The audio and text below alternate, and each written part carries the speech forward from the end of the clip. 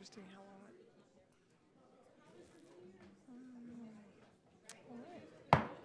it having reached the hour of 5:30, I am calling the January 10th, 2023 Modesto City Council meeting to order and ask the city clerk to call the roll.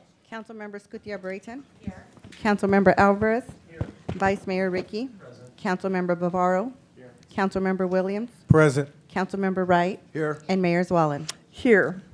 Will everyone please rise for the Pledge of Allegiance, followed by the invocation from John Torres from City Ministry Network.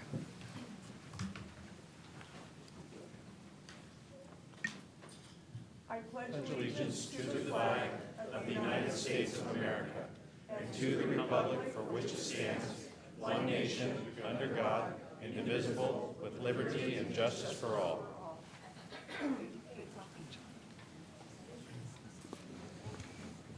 All right, if you can bow your heads with me. Father, thank you so much for this day. Thank you for this rain. Lord, we probably should have asked for you to bring it with not so much force, but we are still grateful for it. We pray for the safety of our city and our county, that they will the people that don't have shelters and all that stuff, Lord, will be taken care of. Lord, we are grateful for the men and women in front of us that are willing to serve and give their time for our community. What a blessing they are. And just pray that this time will be guided by you, and that the decisions made here are of you as well. We love you very much, Father. We're grateful for you in our lives. We say these things in your name. Amen. Amen. Thank you. Does the city clerk have any announcements? Yes, Mayor, just a reminder, public comment is 3 minutes, and there are blue speaker cards in the chamber's lobby. Thank you. Thank you. Do any of the council members have any conflicts of interest? Will the city attorney report out on closed session? Yes, Mayor. The council had closed session today. They met regarding labor negotiations. No reportable action was taken. Right, thank you.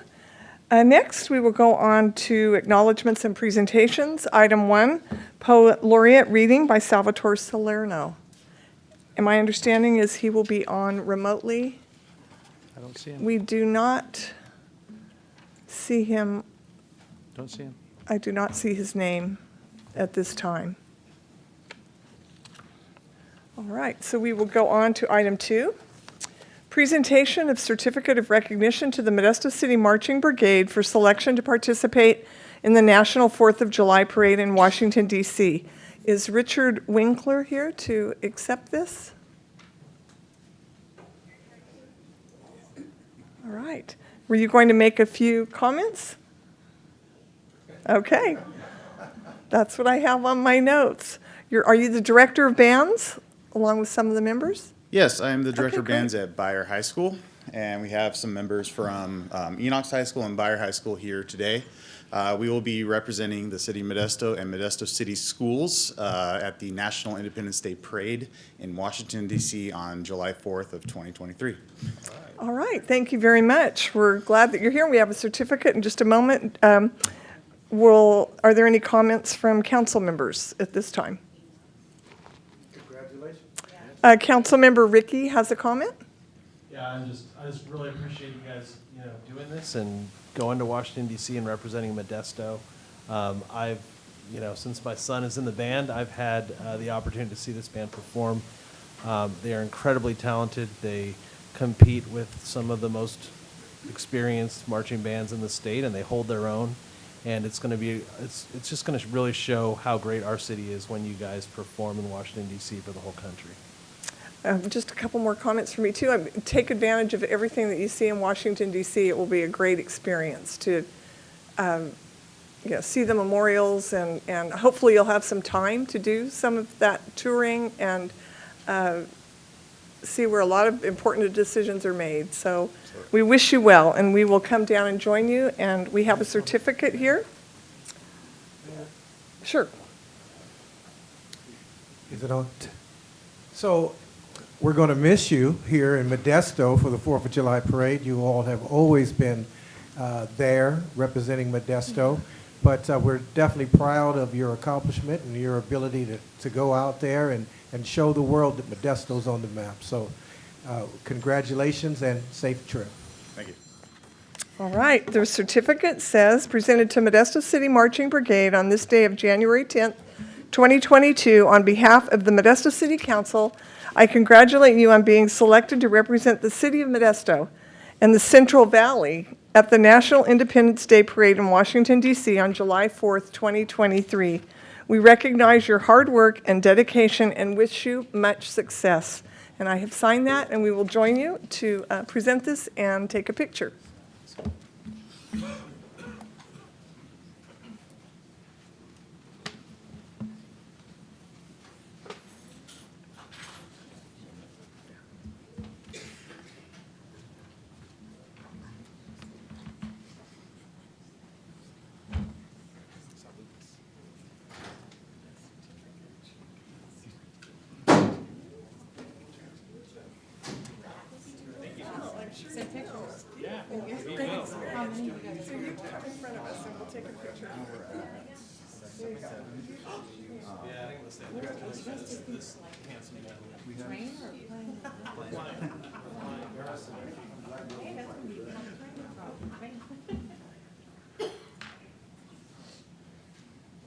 Big crowd today. Here we go. And then smile. 1, 2, 3. 1, 2, 3. 1, 2, and 3. Thank you so much.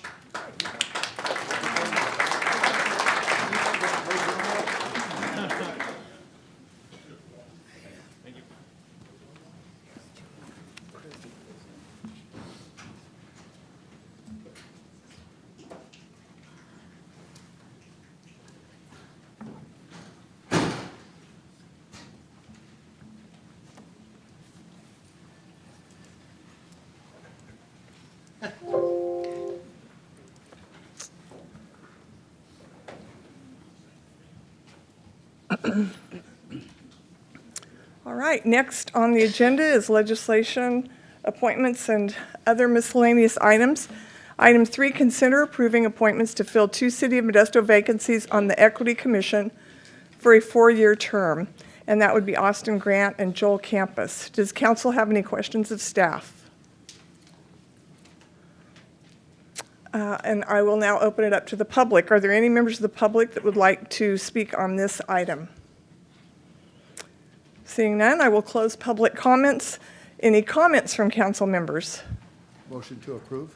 All right, I have a resolution approving the appointments of Austin Grant and Joel Campus to the Equity Commission with a term expiration of January 1st, 2027. I have a motion from Councilmember Wright and a second from Councilmember Escutia-Brayton. Will the clerk please call the roll for this item?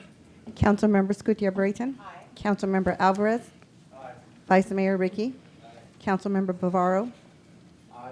Councilmember Williams. Aye. Councilmember Wright. Aye. And Mayor Zwellen. Aye, so it carries 7-0. All right, on to item 4. Consider reappointing Chris Guptill to the Tuolumne River Regional Park Citizens Advisory Committee through December 31st, 2026. Does council have any questions of staff? I do not see any names on my handy-dandy little list here. I'll open this up to the public. Are there any members of the public that would like to come forward regarding item 4? All right. Hi, it's Modesto City Council, Chris Murphy here. Chris Guptill should be given like the key to the city or the champion award. It is amazing what he accomplishes and what they do on that river, along those creeks. It's nothing short of amazing, and it's not like they picked an easy job to do. This is like the toughest thing. You look at the number of pounds and tons of garbage they pull out time and time again. So I would urge the council to say, not only should we keep them appointed to this, but make sure they get the resources so they're not doing the same stuff over and over again. It's truly amazing what they've done, and I'd urge a City of Modesto Champions Award for Chris Guptill. He's amazing. Right, thank you. Any other public comments regarding item 4? Seeing none, I will close public comments for this item. Are there any comments from council members? Councilmember Wright. Thank you, Mayor. Yes, I agree with Chris. Chris has done a great job on really moving forward on Tuolumne River, and when I'm on the committee or on the Zoom meetings with their committee, just the enthusiasm and what he puts together is great. If anything ever happened to him, I think that Chris Murphy should probably take over that job. So, thank you. All right. Any other council member comments? Jeremiah Williams. Yes, also, Chris and his team, the 9299 crew, and if some of you are here, we recognize you and say thank you. We wouldn't have had the flow, the river flow that we have had in this storm because of all of the cleanup that they've done prior to the storm has helped the flow of getting the waters out of our particular city. So Chris has done an outstanding job, and I am so happy to call him my friend. All right, thank you. Seeing no other comments, I have a resolution reappointing Chris Guptill to the Tuolumne River Regional Park Citizens Advisory Committee through December 31st, 2026. Do I have a motion? So moved. Motion by Councilmember Bavaro, Second. second by Councilmember Wright. Will the clerk please call the roll? Councilmember Gutierrez-Brayton. Councilmember Alvarez. Vice Mayor Ricky. Councilmember Bavaro. Aye. Councilmember Williams. Aye. Councilmember Wright. Aye. And Mayor Zwallen. Aye, carries 7-0. Next is our public comment period. If anyone wishes to speak on any item under public comment, this is for items not on the council agenda, and each person has 3 minutes to speak. I have, I think, 10 blue cards at this time and 3 people online. All right, thank you very much. And I will call the names in the order that I received the blue cards. So first is Ana Andrade.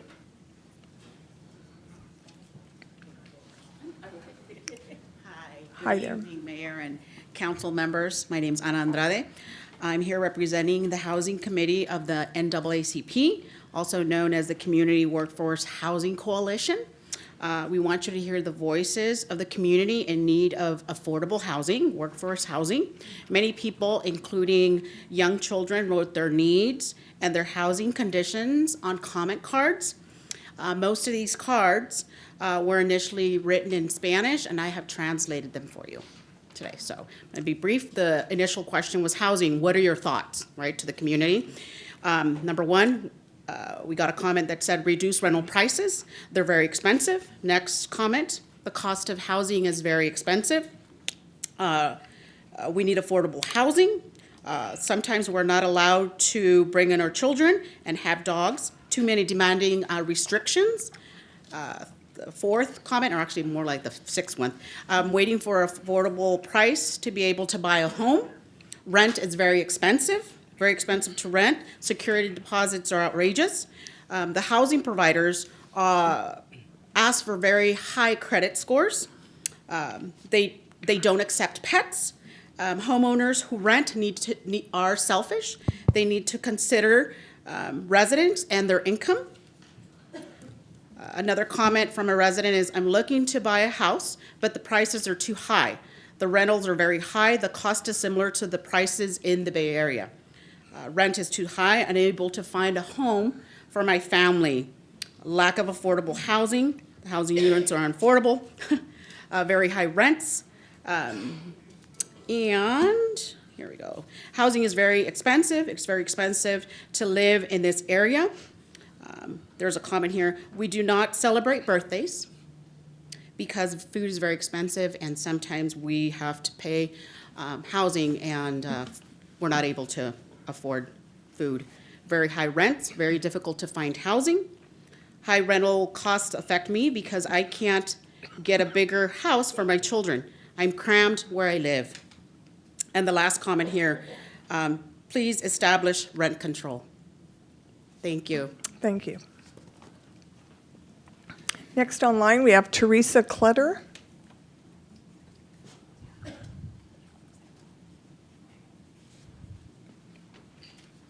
Hello. Hello? Hi. I am, as you all know, I am Paul Chavez's mother-in-law, and I am calling in once again for accountability for his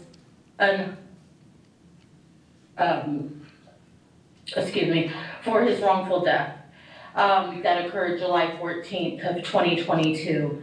The 14th of this month will be his 6th month since he has passed, and we still do not have any accountability from Modesto PD, from the officer, from the city, and we are still requesting and fighting for this accountability for him. Sam Muncie needs to be held accountable. Sergio Valencia, we don't speak of him often because he isn't the one who actually fired the weapon, other than the taser that failed and when he tased only once. So, but now I do believe we need to start speaking about Sergio Valencia because, you know, they were a team in this, nevertheless. So, with Forward Together, I am thankful that you guys have decided to adopt that. And so I do appreciate that. Now, moving forward, how soon is this going to be put in place? Also, how do you apply for one of the positions of being on the board? I believe there's 8 or 9 positions available. I would like to know, is there a link?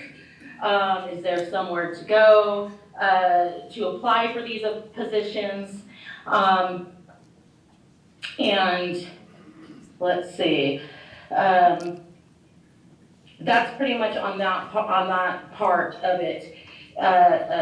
Sorry, I'm reading notes, and it's been a while, so whenever I have these council meetings, I get a lot of anxiety because my emotions start taking over. So I'm just here to say, you're not going to forget his name, Paul Chavez. I want you guys to say his name, Paul Chavez.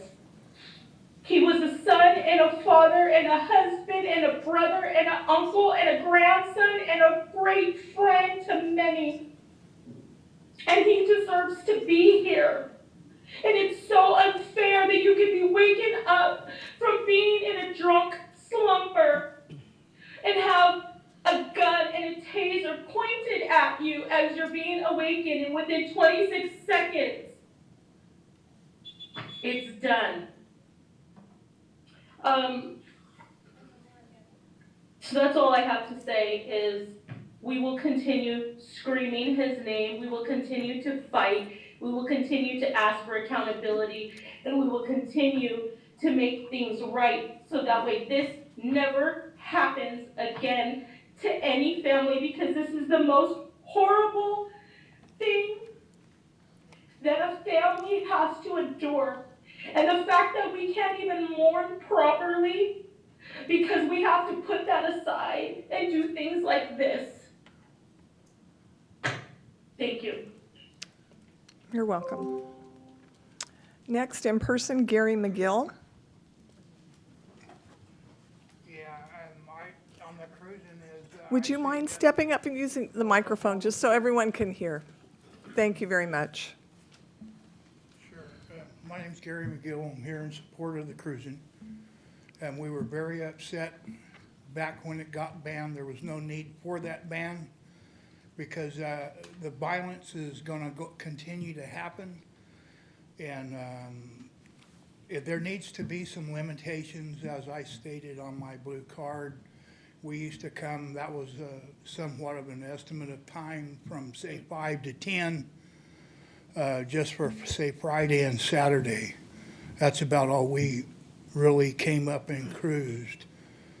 Other than that, I don't see any problem with, but they did back then, and as far as banning it, there shouldn't have been any ban, but obviously they thought so. And that's about all I have to say. Thank you. You're welcome. Next, Paul Soto, online.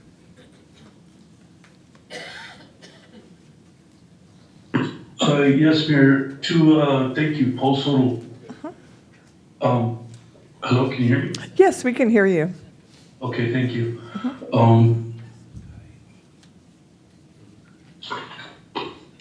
I'm quoting from El Plan de Santa Barbara. This was a document that was created in order to deal and challenge some of the political, social, and economic conditions that were faced by Chicanos in the barrios all around the Southwest.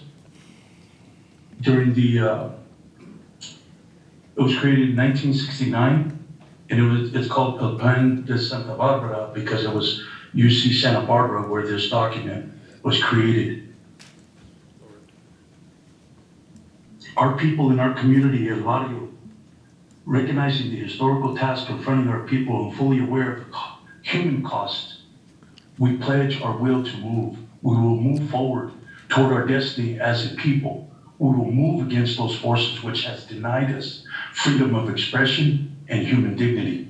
Throughout history, the quest for cultural expression and freedom has taken the form of a struggle. Our struggle, tempered by the lessons of the American past, is a historical reality. For decades, Mexican people in the United States struggled to realize the American dream, and a few have. But the ultimate cost of assimilation required turning away from El Barrio.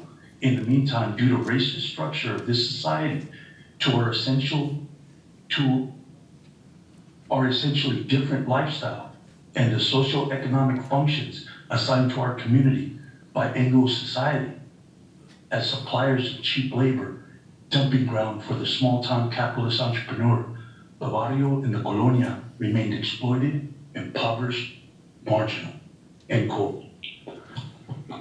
This cruising ban, it has nothing to do with cruising. It's not a public safety issue. The issue is the policy itself is evidence of institutionalized racism. And for this to be a just, you just talked about equity earlier. You talked about an equity committee, yet you are reluctant, and I would go so far as to say,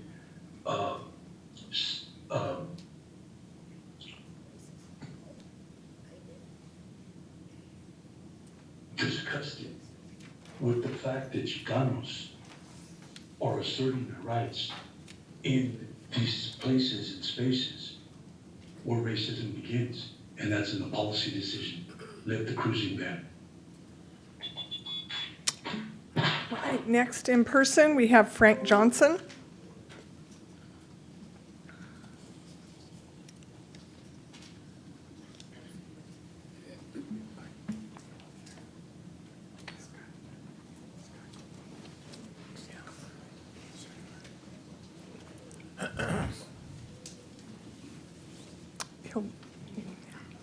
We just need to make sure that we can help with the microphone. You know I got a big mouth. There you go, sir. Thank you. You got it. Okay, thank you. Good evening, Madam Mayor, council members, city attorney, city manager. I'd like to commend the council. I've heard nothing but good things so far. So, for once, I'm before you without any negativity. But I would like to talk about the status quo. The status quo cannot be changed unless you can prove significant harm. It's like using an analogy of a basket of apples. If you have a basket of apples and it's feeding the village, and on top you see all these beautiful apples, but you know somewhere in that basket there's a bad apple. So you start digging until you find that bad apple. In the meantime, you're moving all the good apples out on the ground and banging them against each other. Then when you find that bad apple, you're happy. You got it out the way. but then you don't realize until you look of how much damage you have done to those good apples. So was there change necessary using the status quo? Was there enough significant harm to change what that time was? Well, we can't change that time. It's done, it's over with. And what I've seen from this political realm is nothing but good. So what's coming at you now is there's unity and diversity, and it's coming with ideas, with paper. If you're trying to create something or do something, and if it's not on paper, it doesn't exist. Well, it's on paper now. You may not understand what I'm saying, but I'm telling you that the unity is here now. So if anything that interferes with that, everybody's involved. During that era, there was no unity. Everybody was doing their own thing, which allowed the door to be open. Now, amongst you and your constituents and your public and your citizens, I see a form of unity that I haven't seen in years.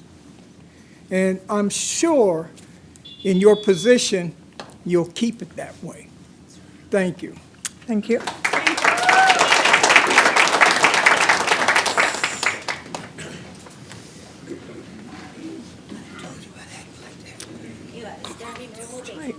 Next, we have Richard Anderson online. Good job, Frank, thank you. Hello. Hi there, Richard. Hi. So I have a little statement about the things I've been seeing on the next door emails, Politics Matter. Probably a lot of you folks in Modesto are on this kind of next door where you can hear opinions of losing dogs and finding cats and all. Well, there's a heck of a lot of confusion and complaints about the New Blue recycling system. And I think this is a perfect example of how the city should and could make educational videos that would explain things. For example, how to decide whether it goes in the black bin or the green. And it'd be a perfect thing for the videographer that the city hires to work with elementary school kids. And there is always someone really bright that would be able to animate, bring animation to a video like that and show them the enthusiasm of doing the right thing. And so a couple of years ago, well, maybe only 1 year ago, we were talking about the fact that the Comcast had been paying a lot of money into public access, and we hadn't really spent much of it. A little bit of that's been done, but that amount was like $1.2 million. And so I'm thinking, what is the city going to do to help improve the communication with people about issues like the recycling that are really important, and use the people in Modesto to generate them. Thank you. You're welcome. Next, Johnny Garcia.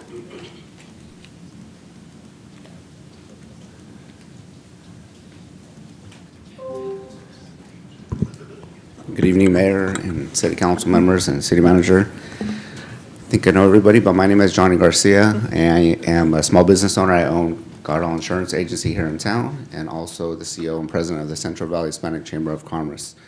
I've been in Modesto probably since I was about in fourth grade. So I've seen Modesto change a lot. Just a couple years. I'm not that old yet. But Modesto has changed drastically, and I believe for the better. One thing that we always preach is that, especially through our chamber, is collaborating, working together, going forward and just having a positive impact. And I believe that, and what I'm here for today is to ask you guys to put on the agenda to repeal the ban on the cruising. A lot of the people that have been singled out for the cruising, whether it be lowriders, whether it be hot rods, most people that have those type of cars and they're in that not clique, but it's almost like a family. They put a lot of money into their cars, so there's not really they're not out there for drama and and bad stuff. Growing up, I grew up cruising down McHenry, and there was some bad stuff, but it wasn't from the people that were out there for cruising. There's people that are out there to look for a bad time, and that happens all the time, even nowadays. But I'm here again to ask you guys, on behalf of myself, the community, that ask you guys that you consider putting it on the agenda to repeal the ban. As if you look back here, this is just a small portion of people coming together, the city coming together for a positive reason, not for a negative, but positive. And it does, and I believe it will help the businesses too, because I'm a small business owner. And before, I grew up around the cars and motorcycles, and we would go places and we would spend money at different businesses. So, but that's it. I just wanted to come up here and ask you guys that. So thank you guys. All right, thank you. Next, Flavio. Hello, City Council. Can you hear me? Yes, we can. Perfect. Well, hello, City Council.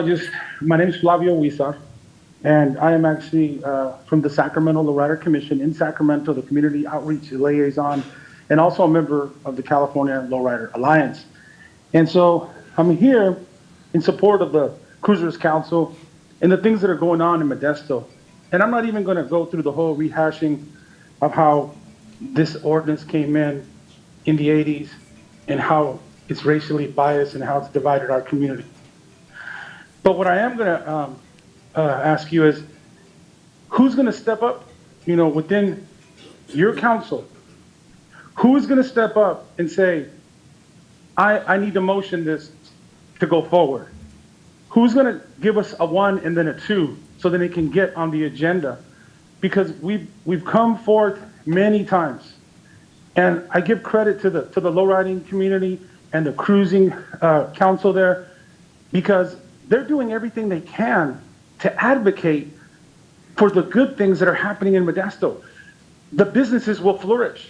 In Sacramento, since we removed our ban, we have worked with the business districts and we have collaborated with the police, and we've done everything we can. One of the big things that we do out here is we end up helping new businesses that start all of a sudden up, and we start having car events there, and all of a sudden people start showing up, and all of a sudden people start spending money. You have to be willing to trust this community.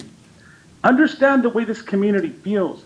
They feel hurt by the fact that you have profiled them and have looked at them as being less than, when all they've done is raise their families in this car culture.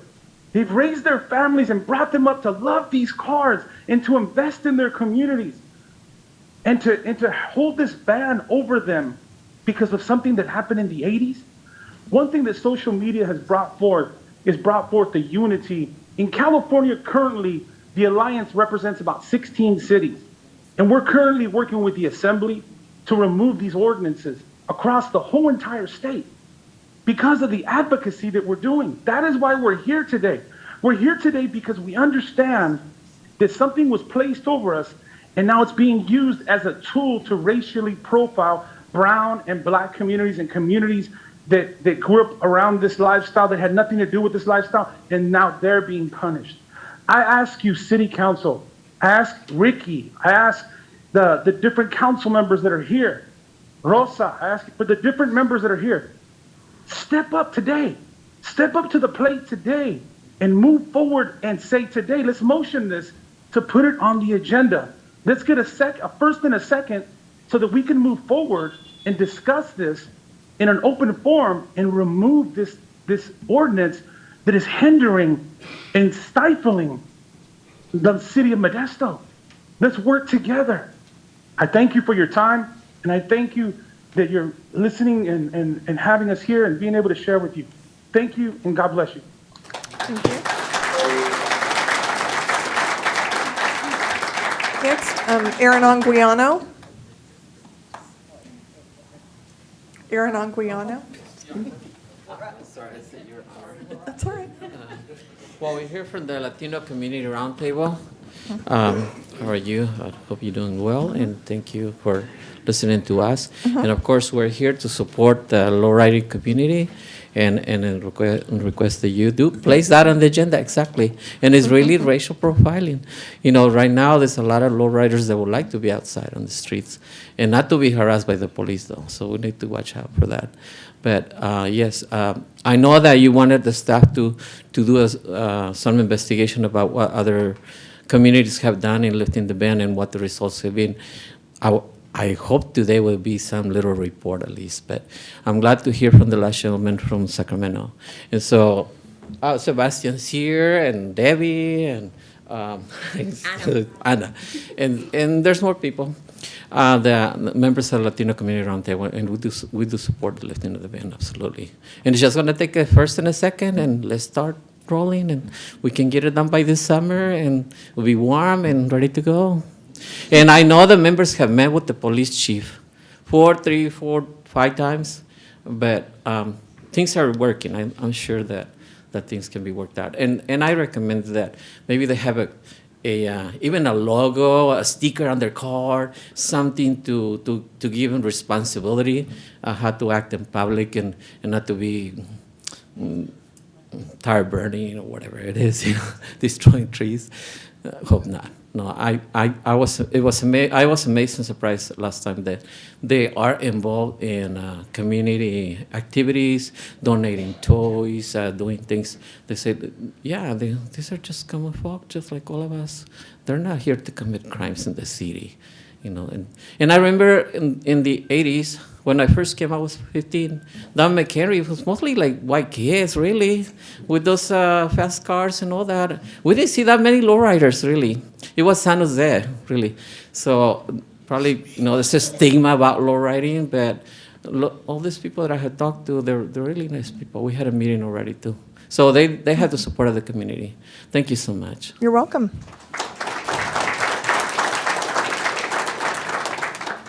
Next is Lorraine online.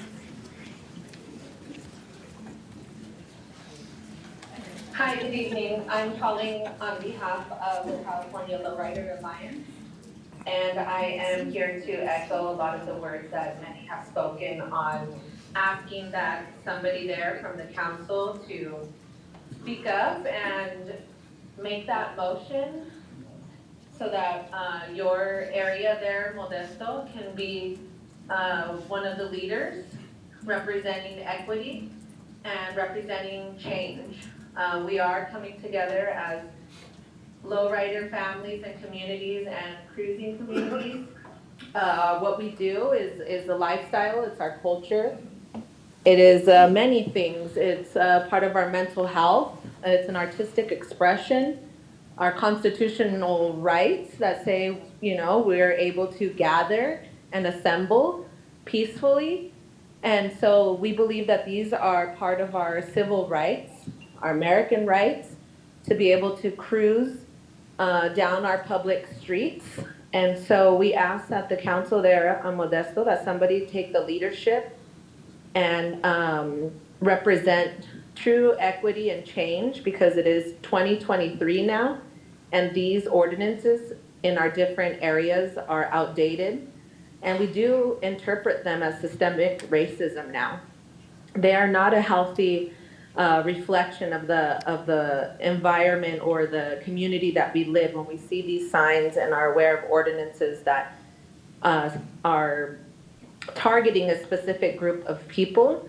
We're now speaking up on what we see and interpret as systemic racism. We've come a long way, and times have changed, so we ask that Modesto step up and take a leadership role and do so before the state takes care of it, because it'll show initiative on your part.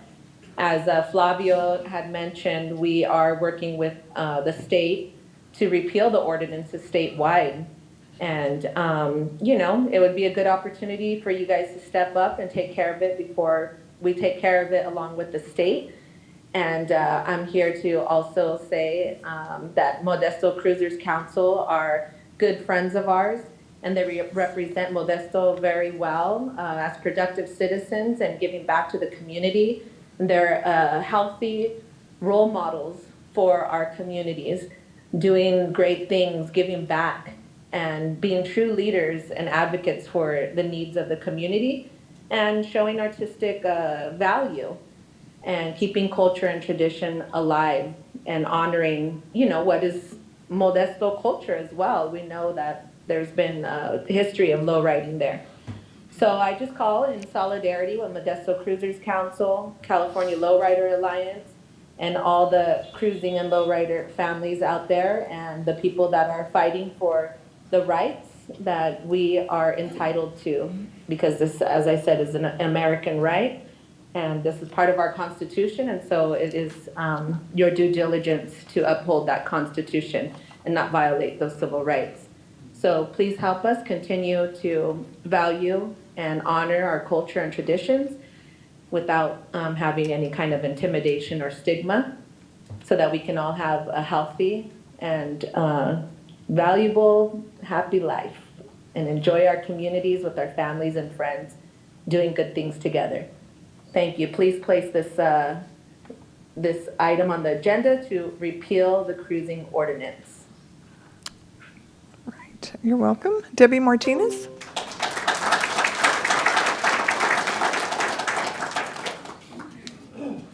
Good evening, Mayor, members of the Chamber, City Council. My name is Debbie Martinez. I hold 5 governing titles here in Stanislaus County. I also am the founder of We Are La Raza, meaning we are the race, Parents Union. Here in Stanislaus County, we've proven, right here, here are your families.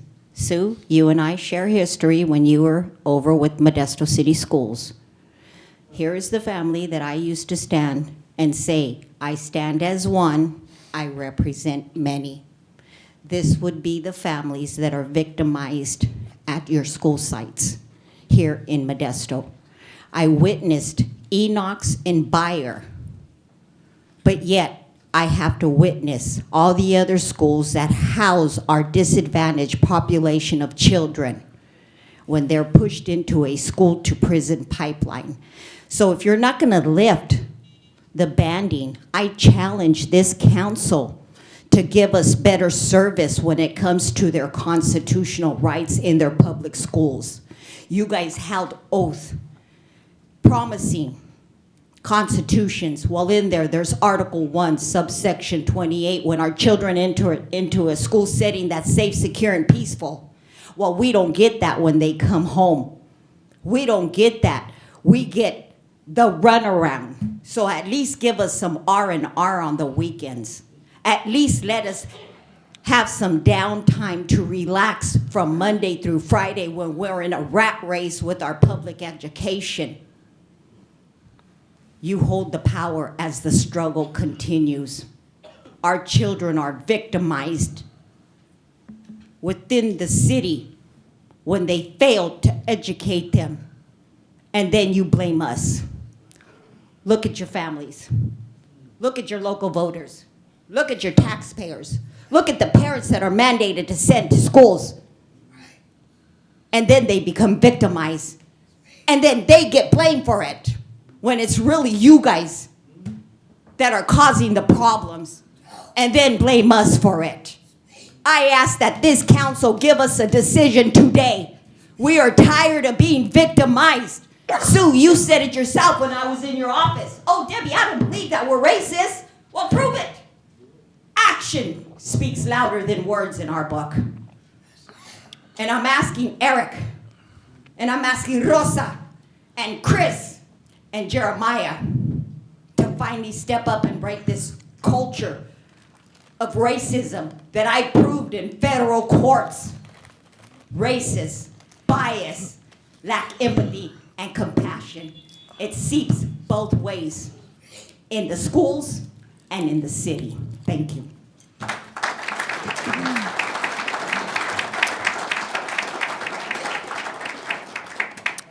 Next, we'll have Patrick online.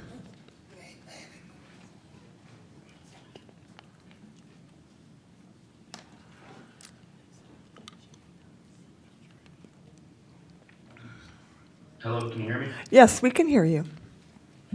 So again, for the, I don't know how many times, I'm calling about the wrongful death of Paul Chavez. I didn't take the time to write anything down today, so I'm just gonna come off my mind. I moved to Modesto in January 2014. When I came out here, I was alone.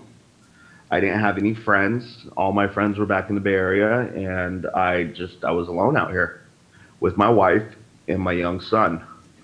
I soon found out my wife was pregnant, and we had another child, and I had lost my job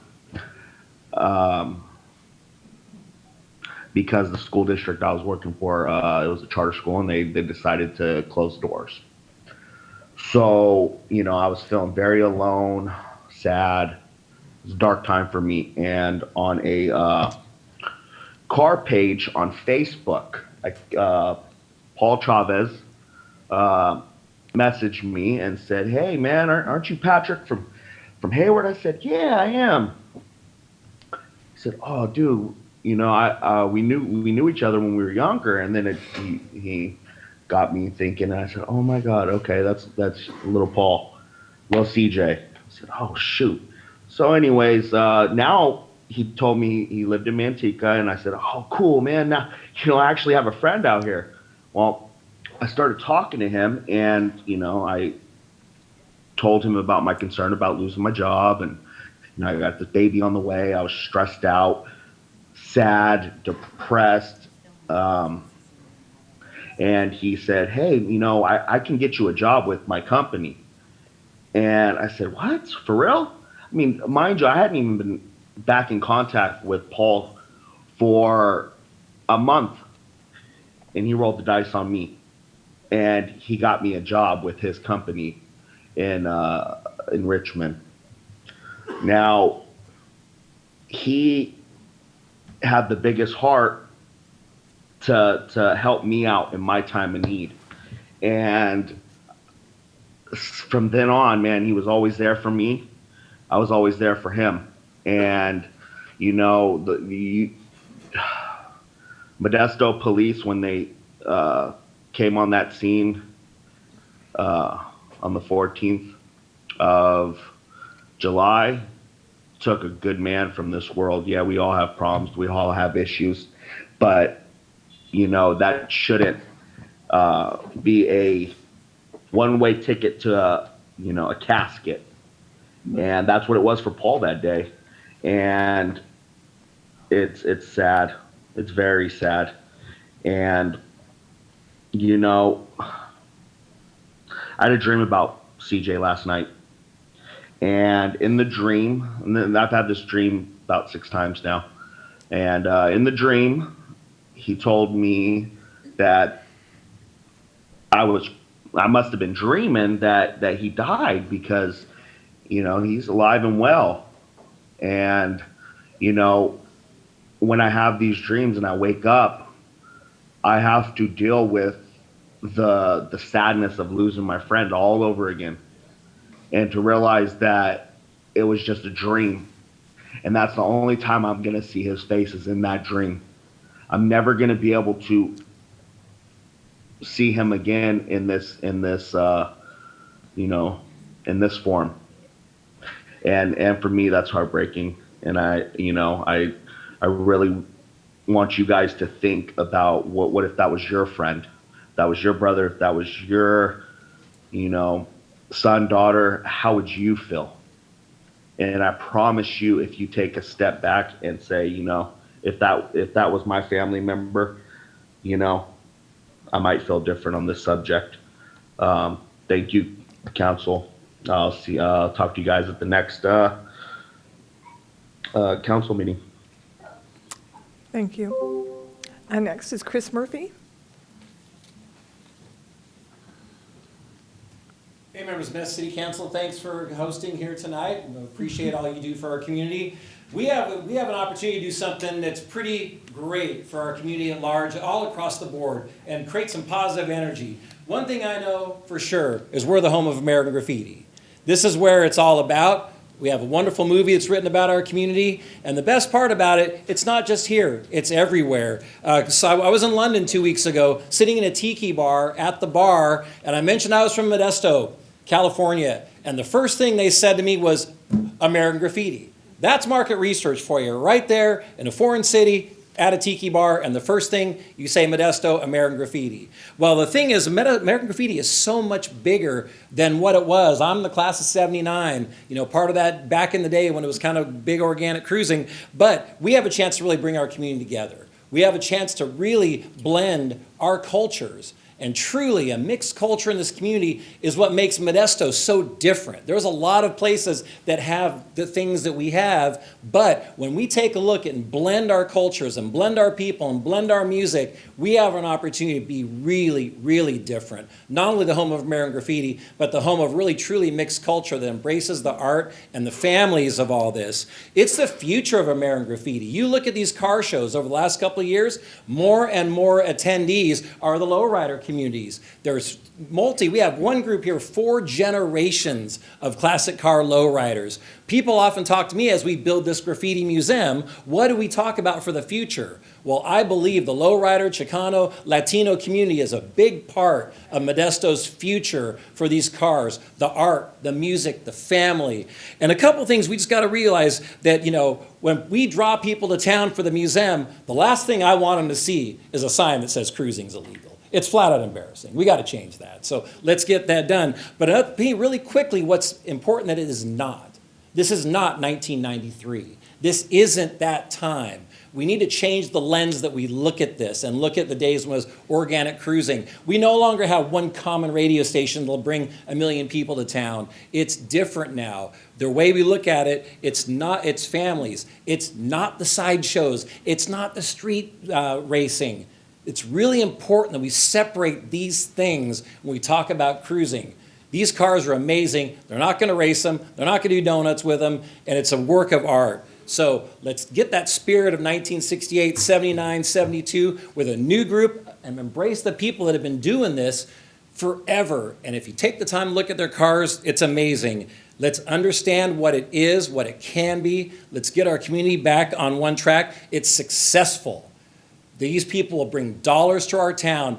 When we cruised on September 9th, the cruising ended, everyone was in the local businesses. And Chief Gillespie was so funny, he goes, what happens when it starts and what happens when it ends? I said, Chief, there really isn't a real start. People roll in, they cruise for a while, they stop, they go to dinner, and they roll out. It's not like a concert where it starts at 9 and ends at midnight. And so cruising is a really natural thing, and I believe it's a form of civic pride. We bring our communities together, bring the cultures together, celebrate our cruising history, and people from around the world will respect who we are. And my hat's off to all these people here who have worked so hard to be a part of this and create the Modesto Cruisers Council. I'm really proud to support them, and I'd urge us to take it to the next level and repeal this ban. Thank you. Thank you.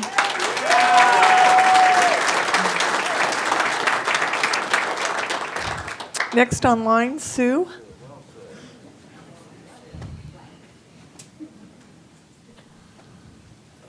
Yeah, the name is Sue Lied. That's my nickname on here, Sue, because you lied to this community and you keep lying and you're still lying today. So yeah, my name is not Sue. I put that on there because I'm tired of you evading every single time I call you out and you know what you did. I'm going to read to you again directly from the Modesto official city website. So these are the rules about public comment period during city council meetings. It says that we are limited to 3 minutes per speaker, and then it goes on to say only interested persons in the audience may present these matters. So the public. Under state law, council members, are we listening? Are we all listening? I'm sorry, I know you guys hate me, But my personality, I'm kind of a smart aleck sometimes. But you know what? It's better to be a smartass because you have love for people and a hatred for lies and corrupt political power than to just sit by and smile while people talk about their dead loved ones. Let me read this again. Are you all listening? Okay? It says, only interested persons in the audience may present these matters. Under state law, council members may respond to matters being presented under this item only as follows. A, briefly respond to statements made or questions raised. B, ask a question for clarification. C, provide a reference to staff or other resources for factual information. D, request staff to report back at a subsequent meeting. E, finally, a council member or the council itself may take action to direct staff to place a matter of business on a future agenda. Sue, you have lied to us for like a couple of years now. You just don't want to talk about the corruption in our police department, which is not new. It didn't start with Trevor Seaver's murder. It didn't start with Paul Chavez's murder, okay? I just want to remind everyone, and I think this is kind of a given if we all really think about it. We're gonna have a different idea of what this means, but we can all agree that government's supposed to be for us, like you represent the people. So I think it's fair to say that the test of whether you are doing your jobs well in general as a municipal government can just be seen in the families that are or are not negatively affected. In this case, I'm mainly talking about by the police department. You guys don't seem to care. You don't want to speak up. I was a little confused by your inconsistent, weird behavior, to be honest, because when I see someone say, oh, we're not allowed to talk about it, it's like, what? And then I looked into it and I read the charter, Sue, and it says that those powers, like the way that you guys conduct your meetings, that's up to the mayor. So what it's starting to look like, and correct me if I'm wrong, okay, I don't mind if you set me straight, but you just won't talk about it.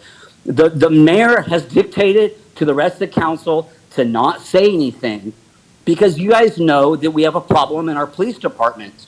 Paul Chavez was murdered by Sam Muncie. I've watched the video. Don't be ridiculous. There was no reason for him to shoot him dead.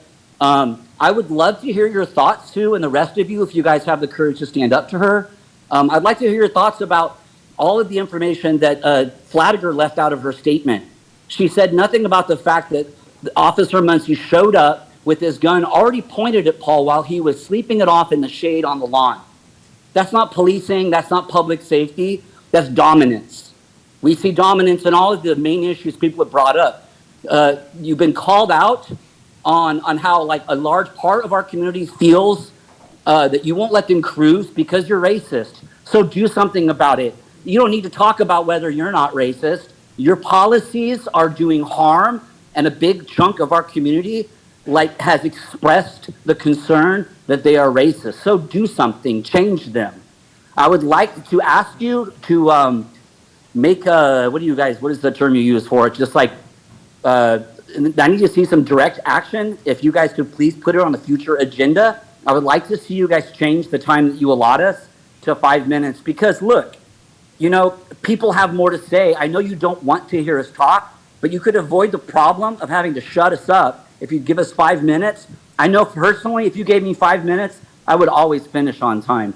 I would love to hear your thoughts on what I read from the rules on your official city website that say that you and your council may briefly respond to statements made or questions raised, ask a question for clarification, provide a reference to staff or other resources for factual information, request staff to report back at a subsequent meeting, or take action to direct staff to place a matter of business on a future agenda. So you directly told us that you are like kept by state law from even responding at all. It was a deliberate lie. The public's not that dumb. Please talk about it. If I'm confused, set me straight. But this has been like months now, and you don't feel like you owe us an explanation. You owe us a lot of explanations.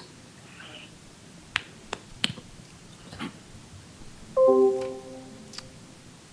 right. Next in person is Glenn Harris.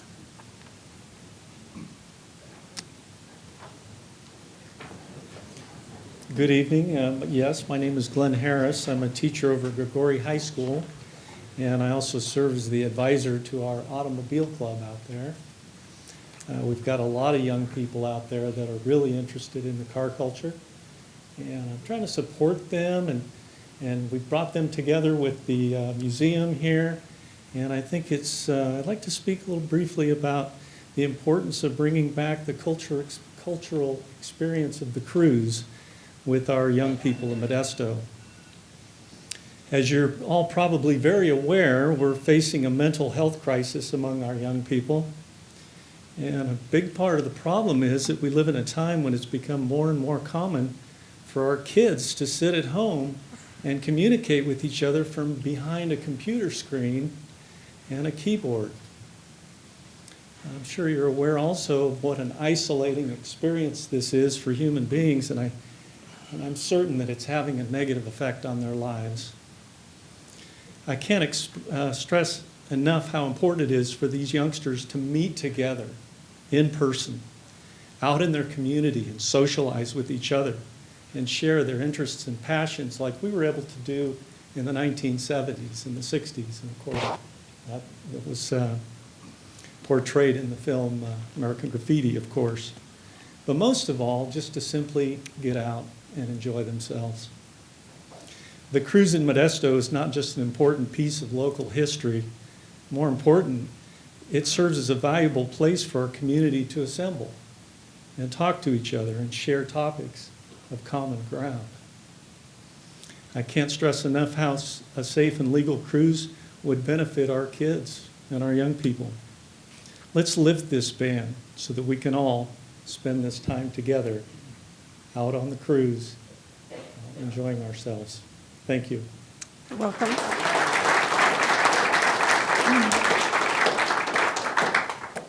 Next online, Brittany. Excuse me.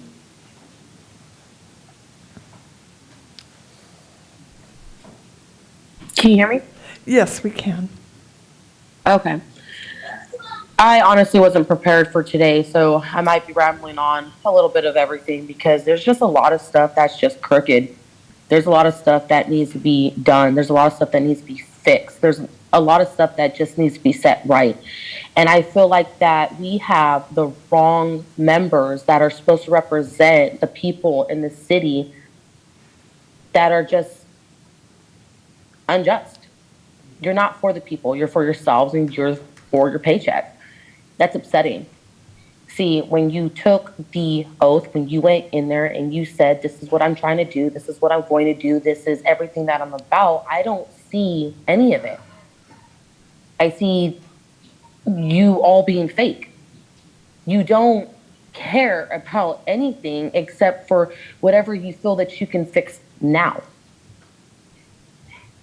But the bigger picture, the bigger things, the things that actually need to get done and fixed as a community, as a city, nobody wants to touch it. Nobody wants to stand up and say, this is wrong and I've had enough. So what is it going to take? Sam Muncie, still out there. Hey, you know what? Unemploy him, put him in jail. You won't hear shit from me. But you won't. And that's the reason why I'm going all in, and I'll continue to go all in. Because you do not hold your city accountable. And I don't mean the people. I mean your district attorney, your chief of police, and your murdering cops. And your cops who are not trained right. Since everything that has happened, I have heard no reform, no change, no anything. You're moving forward together? Yeah, okay. Pat on the back, but that ain't gonna be what's gonna bring me back to shake your hand, because look how long it took you just to do that. Let's be real, let's be honest. It took until my husband was wrongfully murdered that you had to hurry up and get it to freaking go forward, right? We all know it. I've had multiple people that I've encountered who have told me so many things about Modesto. And it's disgusting, and it needs to be cleaned up. And if I don't have a mayor, let alone council members who are supposed to be counseling that member to make sure that she's doing her job right, why are you not overthrowing her? Mayor, if you're trying to do your job right, Why are you not going in there with your council members and overthrowing that police department? Because at the end of the day, what you guys all fail to realize, what keeps you employed is our tax money. That every year you have another reason why that you need to tax us more to get more money to do God knows what, because y'all ain't doing nothing. There ain't no change. There is no significant anything. Oh, we have a program that's going. Yeah, well, I like to see how long that's going to freaking take, right? If you guys implemented things before and actually went in there, like La Matia, for instance, how many times does it take an officer to kill? This time for Officer Muncie, second time that he killed. So it's going to take 5 times? Oh, well, I guess he's a serial murderer. Now we actually have to fire him. So screw everybody else and their family? You're not even giving them the proper psychological, I don't even know what it's called. Because I don't even have to go to that. But for him, he murdered 2 people, and you don't think that he needs freaking help?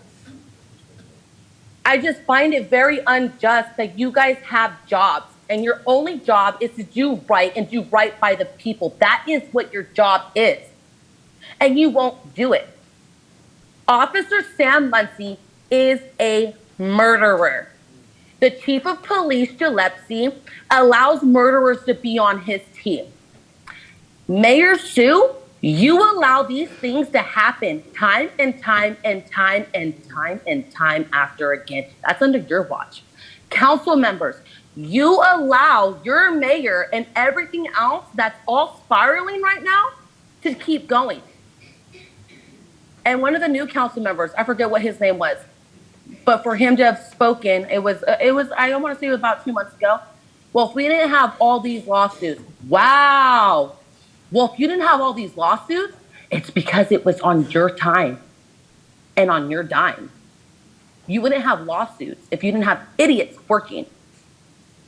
You guys really need to seriously come up with something better to say and better handling. Because even when you have this moving forward together, I didn't fight for that. Other people that had other things that happened with them, you know, I'm glad that that made them happy. With me, it doesn't. What will make me happy is that the officer who wrongfully murdered my husband in front of me within 26 seconds of him calming down, cooling down, going to sleep on the lawn, wrongfully tased, 6 seconds later, shot, and murdered, and no aid to him as I'm screaming, give him aid or let me go to him. Because when I tried to go to him, the officer turned around and put his hand on his fucking hip, on his gun, like he was gonna do the same thing to me. You have another thing coming. I'm gonna come in 100 times fold. I'm asking you, I am literally pleading with you to do what's right. Make this stop. I'm not just fighting for my husband anymore. I'm fighting to make sure that you guys do your job and to make sure this doesn't happen to someone else's husband who's only 30 years old, to someone else's children, that they come home and they say, I wish my dad was back. Or I have to go into the office or into my parents' house and I have to see my mom and she's trying so hard not to cry so I don't break down. How every holiday I came across and I'm like, this doesn't feel right. It's not right. And for your district attorney, it to be in the newspaper and in the report that she sent on his previous encounters of anything, not one time did it talk about that he had any physical altercation with his wife, with his kids, or with the police department. Not one time it should have even been involved in any of those articles, because you have to sit there and think, what does that have to matter about the day that it was called on that day? Okay, Brittany? Yeah, I'm done, Sue. Okay. All right, thank you. Next is Jose. Yes.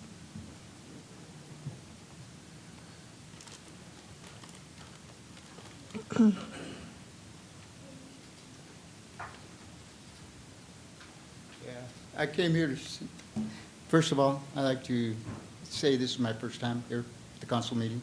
Welcome. I've been a I've been in Modesto for over 30 years, okay? Great. I love that you guys did the Pledge of Allegiance and you prayed before that, okay?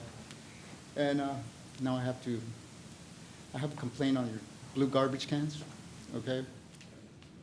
I don't know when it was implemented, but they're not taking out my green leaf, the green garbage can. They're dumping only the blue one every other week. I guess they do the green and the blue every other week, okay? I live in a more or less cul-de-sac. The drain comes right to the front of my house. It floods, especially with this rain and the fall, the leaves. There's different trees all over my neighborhood, and they come to my house. It floods. I clean up my leaves so it doesn't flood every time it rains, and I put it in the green garbage can. Last month, December, the street sweepers didn't come by. The leaf didn't come by. I put it in the green garbage can. And now the blue garbage can is taking its place, so I have my green garbage can is full. I would please like to have it back into the system. You know, the blue garbage can is there to stay, I guess. The state implemented it. I would like to have it at least just once a month. I don't think anybody recycles that much. The only ones that do, on the way over here, I seen one of the homeless guys that ran across your place. He was pushing one of those blue bins. I got a picture on it because I turned around and took a picture of him. Okay, it's, you know, they don't get full. It's a huge garbage can. It's not going to get full in 1 week. I don't know. I don't throw that much water bottles or cans in it in order for it to recycle. Please implement it at least just once a month if you're going to keep it.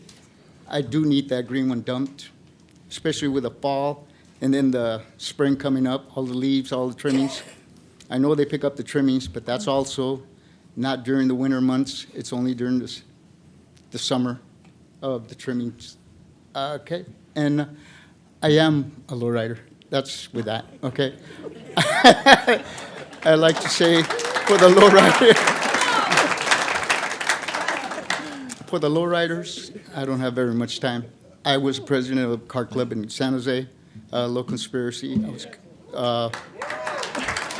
we had over 60 members, and it was, we were the only ones, when I started that club, we started competing against the street, and we went to ISCA, which is a hot rod roadster shows, and we started going, I know my time's up, I'm sorry. We started competing against the roadster shows.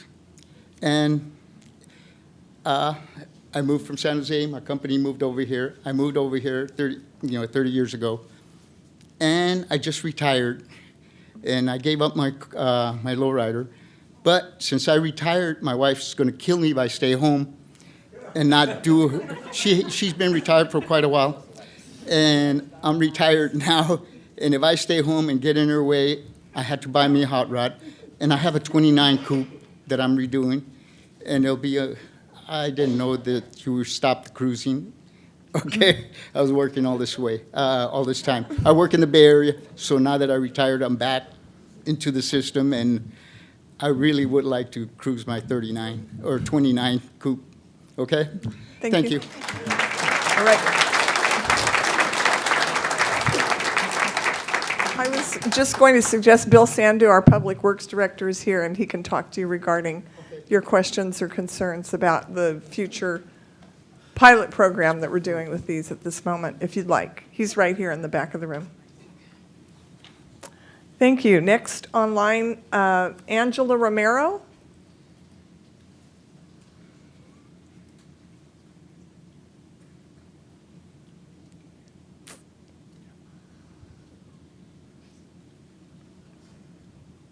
Angela Romero. All right, we will go to the next person in person and then go back for Angelo. Dave Stein.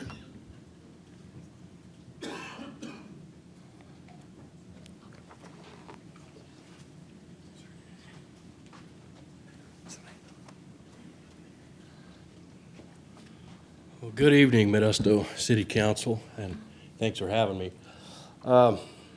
My mother and father cruised 10th Street I'm here for cruising, obviously.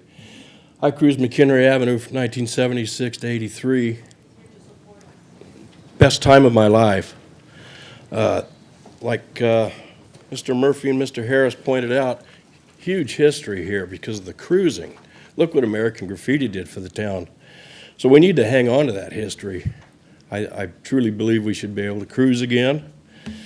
I'm not a club member, but all my friends out in farm country, they were all there. They would come back. I asked my 16-year-old son if he would like to cruise. Gave me a big yes.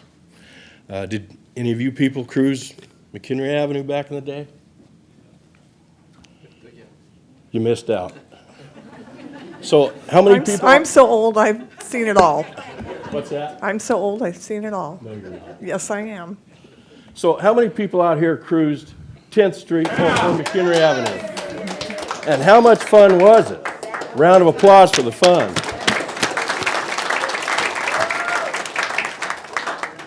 Sometimes the year I work in Idaho, Podunk little area, they know Modesto from American Graffiti. So the history's big. I think we need to hang on to it. Chris Murphy and Mr. Harris, they said a lot that I wanted to say, so no need to bore you with more information. I think we should bring cruising back. Thank you very much. You're welcome. Angela Romero online.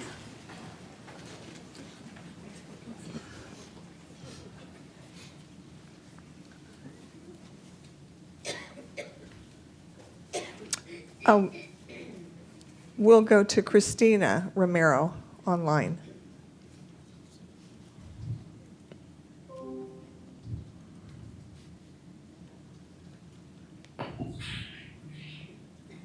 Good evening, Council. Can you hear me? Yes. Is this Christina? Yes, this is Christina. Okay, thank you. Angela's just having trouble unmuting. Maybe she's not getting the message, just to let you know.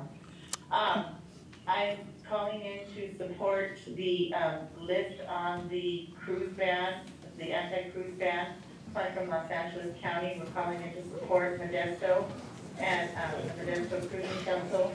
I'm also affiliated with the California Cruising Alliance, or California Lowrider Alliance. And we are calling because the time is now. You know, we've been talking and talking about equity in this area amongst many cities in California. And the time is now for the people who govern these cities and these jurisdictions to really seriously consider what's been done here with these anti-cruise ordinance. And I've listened to many people give, you know, many great examples. But the bottom line is that this is a social justice equity issue. It keeps a group of people who are just trying to express their cultures, their traditions, their hobbies, their passions from doing so, because there's a stereotyping going on. There's an adversarial relationship that's been built over the years with this community, and it needs to just stop, because this community is much more than all of that. It's a healthy community. It's a community that cares about their cities and doing for their people and doing the right thing. They've invested many, many years of just time and money and sacrifice to build these beautiful vehicles that all they want to do is show off. And like one of the gentlemen said, this is a way that people get out and socialize now. And if we look at how we are socializing in this world, many of those opportunities have gone away with social media, with computers, with everything else. Everybody stays in their silos. But if you cruise, everybody goes out and has a great time. They get together, they talk, and it's from people from all genres. It's not just the stereotypical lowrider that people think, or portray to be, something that may be, harmful or not beneficial to the community. There's all walks of life, all races of people. Everybody just centers around the car culture. And we need to start recognizing that in all of our cities across California. We encourage Modesto to take a look at this. You have a great council there. You have a great group of people who want to do right by Modesto and bring this to life, and not just bring cruising back as just something to do, but also benefit the businesses and the whole city by, this being an activity that the city can center around. So I'm calling in just to support Modesto's Cruising Council to lift the anti-cruise ordinance. The cities should be, collaborating and working on solutions to make this a win-win for everybody. So I encourage you, it's not easy to govern anymore, but you are the ones, you're the elected people that have been put in place to make these decisions, to govern this city, and it's up to you now to make it right and to do what's right and lift the anti-cruise ordinance. The time is now. Cruising is not a crime. Thank you. Next, Vanessa. Vanessa? Hi, my name is Vanessa Alfaro, and I'm here to speak on behalf of the cruising banning. So you guys are pillars for us. So we are here as a community. We deal with adversity on a regular basis, and there's so much diversity here, and we are standing here together. The thing is, we could sit here and we could talk about all the great things that we've done. The thing is, what is the solution and the resources that we need to sit with one another or whatever to work together as a team to get the votes that we need necessary to get this on the agenda and move forward so we could do the necessary measurements to make this happen.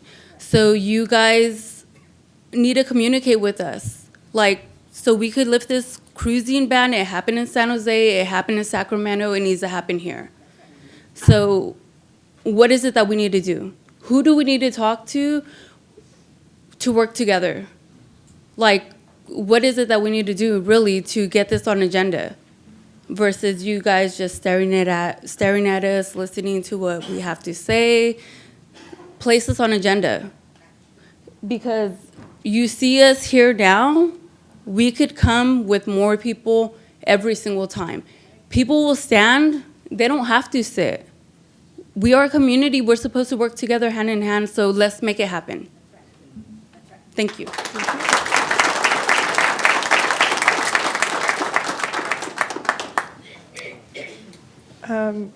Angela Romero, online.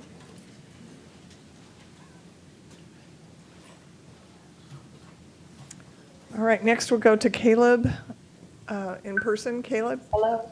Oh, excuse me, we'll hear from Angela whilst we've got her. Go ahead, Angela. Hi. Wow, that took a minute. I do apologize for that.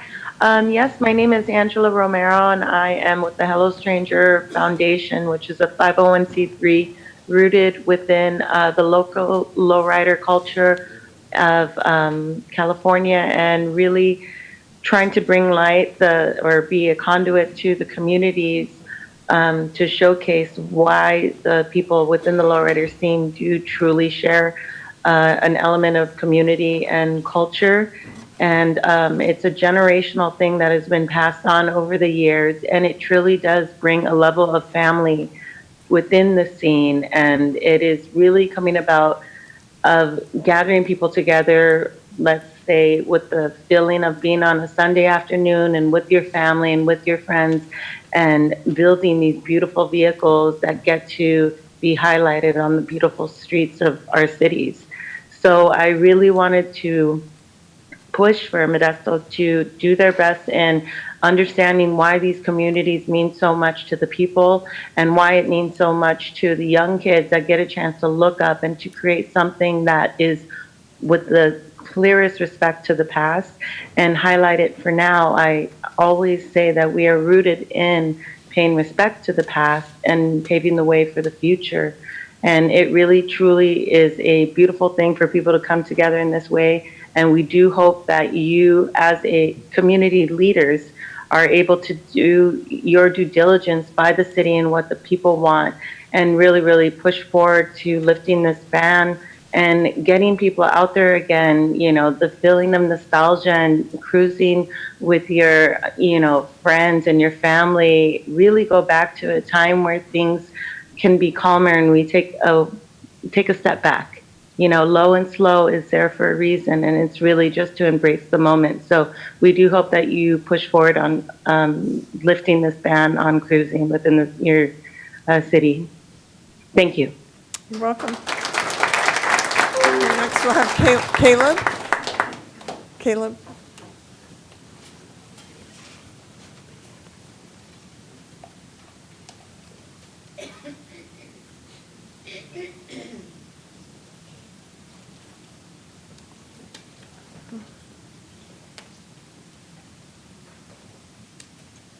Good evening, ladies and gentlemen of the City Council and audience. My name is Caleb Isley. I am here today to speak on the city ordinance cruising ban. I would like to ask you to reconsider the ban on cruising.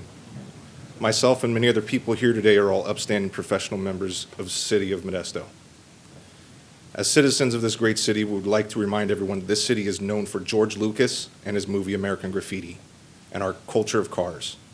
The cars and culture today is an artistic expression of what we put into our cars. Tons of our time and money that we put on display for others to see. I'm sure I can speak for the other people speaking on this issue today that this is a victimless crime. Cruising was banned for gang activity and violence. If you take a look at the people here today, we aren't gang members. That's not what our culture is about. We are friendly and helpful people that many I've met personally. We hold barbecues on Sunday. I am here today with my son, who's now nearly 16. Since he was 5, he was handed a trophy at a car show for a vehicle he had worked with me on modifying. The man that handed him the trophy 10 years ago stands behind me, Paul Hester. Raise your hand, please, sir.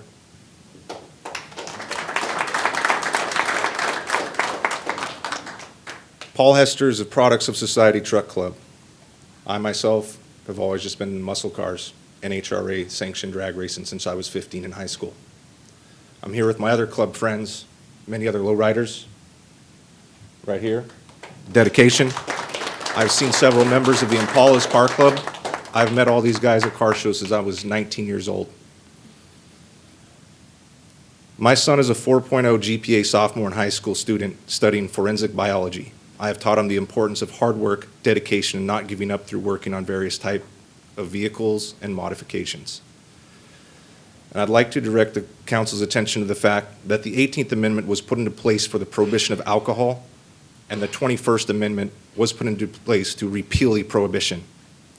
In summary, I relate the ban on cruising to prohibition. I feel that our officers' and time and effort is better put into more serious crimes like drugs, distribution, and human trafficking, and theft of property and violence. Thank you for your time.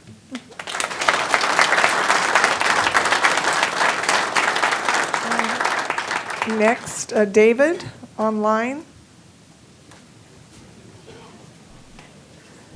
Hello, can you hear me? Yes. Hello, my name is David Polanco. I'm a member of the California Lowrider Alliance, as well as president of the United Lowrider Council of San Jose. Calling in today in support of repealing this cruising ban. I call in today in support of the Modesto Cruisers Council. You know, there's a lot of good points being brought up tonight, and you know, it's all well said and spoken. I just want to make sure that the council understands the difference between sideshows and lowriding and cruising. You know, usually it gets mixed up. People associate sideshowing with lowriding and cruising that are not familiar with the culture. You know, through all this time of there being a ban, the culture has still grown, regardless of that. It has not stopped it from being out there. You know, it still thrived regardless of the cruising ban. I think it's time to embrace the culture rather than to fight the culture. There's laws in place already for most of the concerns that the city council is probably thinking. You know, it's illegal to drink and drive. Okay, it's exhibition of speed is illegal. those laws still are there. Those things also get associated with cruising, which maybe at one time was just, but not now. But even at that point, there's laws in place for just about most of your concerns. Most of us that are speaking tonight would not, would be in support of an officer doing his job and removing such things, that are happening during the cruise. It's we want a safe environment for our family and our kids and all of that. And I just feel that, we all have the same concerns as far as council members and cruisers and lowriders, but let's work together to embrace the culture and give Modesto their true just. They are known for American graffiti, like previous speakers said.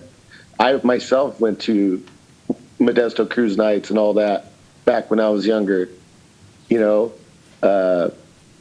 guys have a good town, a lot of history there, and let's just continue it and get this done right.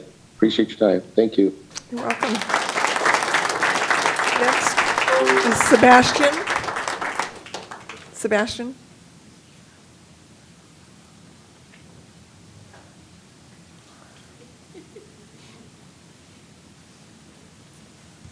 I'm gonna use my time because y'all been cutting me short. Good afternoon, City Council, Mayor. Yeah, I'm back.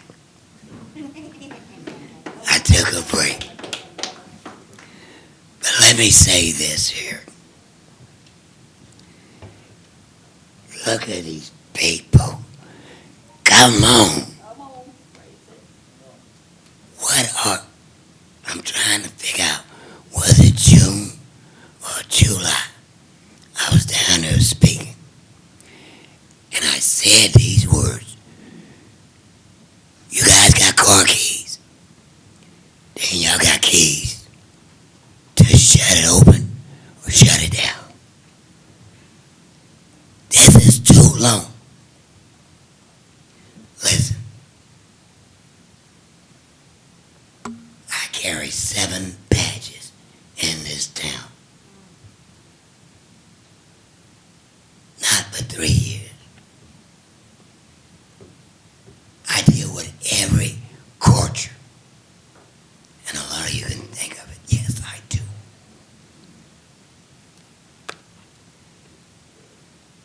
I need one of you guys up here, or lady, councilman, to get your heart together and put this on the agenda. All you need is a first and a second. And I want to see which one is going to vote. Ain't no use of everybody coming down here. Ain't y'all tired?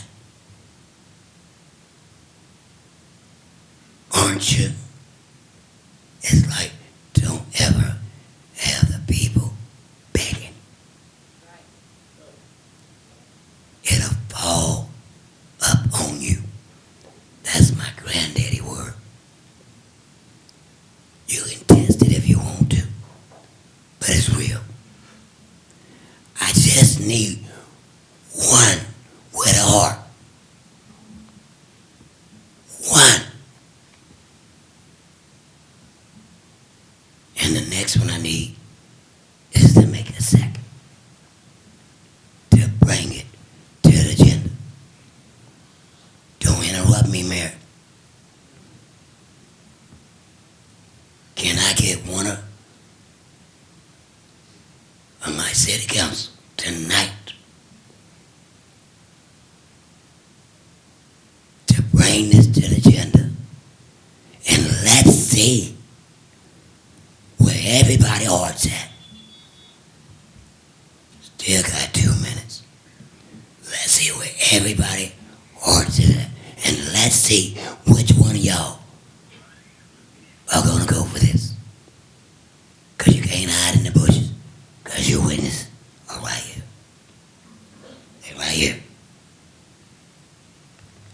You guys could be at home, but you gotta listen to me and them. I hope y'all ate.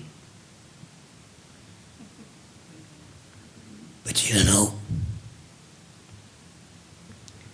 I call myself giving this up. I'm a natural. I don't give in.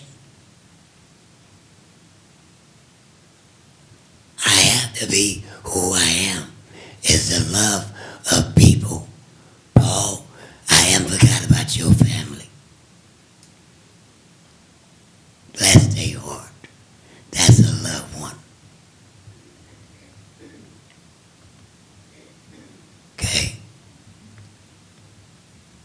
Can I get one of my council members? We're almost done. Don't be a follower. Be a natural.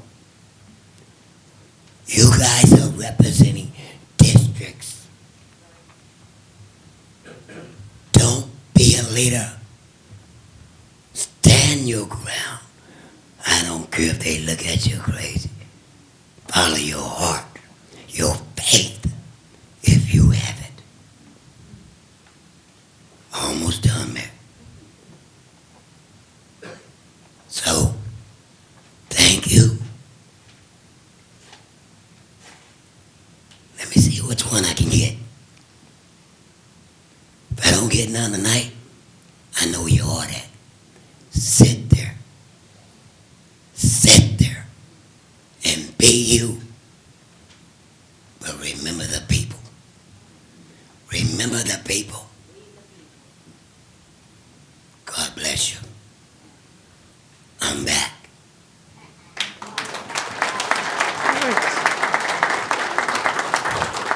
Online, we have Ramon Rodriguez. Yeah, good evening. Can everyone hear me? Yes, we can hear you. Right now, recently, I just came back from a Turlock City Council meeting regarding to the cruising ban. And I've been telling this many times, and as well as the car community has been telling it a lot of times. Recently, on December 30th and New Year's Eve of last year, there was an incident involving sideshows and tragedy, and a lot of tragedy, car crashes, someone shot and died. And I've been telling Turlock City Council that the only way to get rid of these illegal sideshows is that we start allowing the car communities to host cruise-ins, car shows, you know, building community support and between the community and the car community. And yeah, and I agree with many of public speakers saying that sideshows and cruising is not the same. I'm still appalled that you guys did not repeal the cruising ban, because right now this year is the 50th anniversary of American Graffiti and Modesto's Graffiti USA. Modesto put the classic car culture on the map to the entire world. And you guys still did not put the ordinance ban, lifting of the cruising ban ordinance on the agenda. I'd like to see that now, because the only way to build trust between the community and the car community is that allow them to cruise, so that we show that Modesto is Graffiti USA. And also that I'm still demanding that Officer Sam Muncie and Dustin Espinosa be held accountable, because I've been telling this a couple of times, that these officers are going to end up committing another excessive use of violence against another victim. This is not the first time Dustin Espinosa beat Alonso. He done it to another person in 2019. And Sam Muncie was not his first time killing Paul Chavez. He shot another person back in 2017. And I've been warning a couple of times, as well as Paul Chavez's family and concerned members of the community, demanding justice and accountability, to hold them accountable. Because if you let the officers Dustin Espinosa and Sam Muncie continue with this again, killing or maiming someone, that's not going to look good for Modesto as a whole. So I'm asking you all, these officers need to be fired if they committed another felony, whether it's with their uniform, badging uniform, or off duty.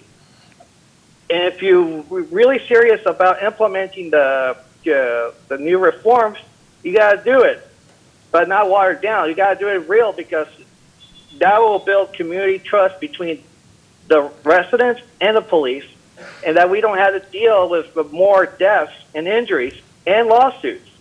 And that's all I have to say. Thank you. You're welcome. Next is Maggie.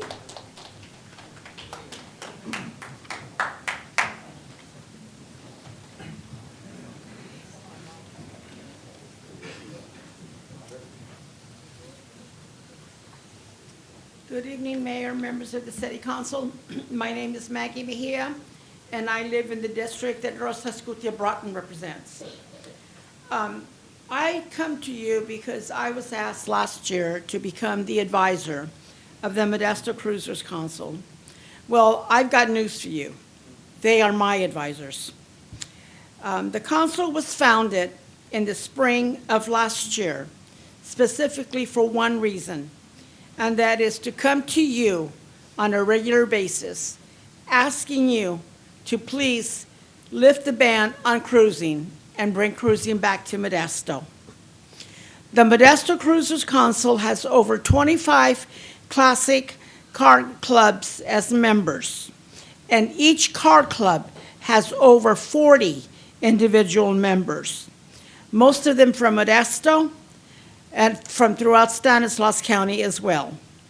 Since June of last year, there have been several members of the Modesto Cruisers Council that have been attending the regular meetings of the City Council here in these chambers and throughout Stanislaus County.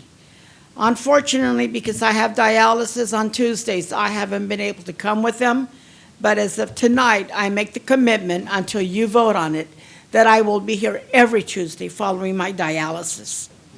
We have had several positive meetings with the chief of police and with his staff and officers, and they've all been very productive. We have had 2 special cruises in Modesto.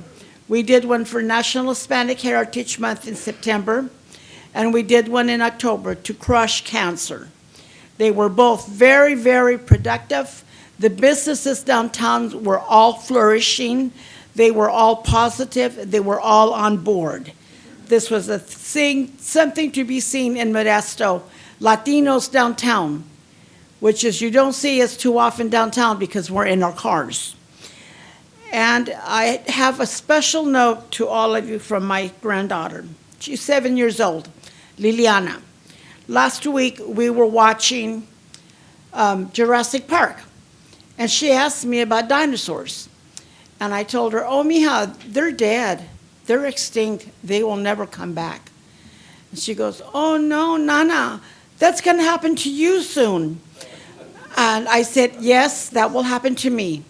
But tonight, I ask you, please don't end cruising. Don't let it become extinct like dinosaurs. Thank you. Thank you. And she have dialysis every Tuesday. Next is Mike.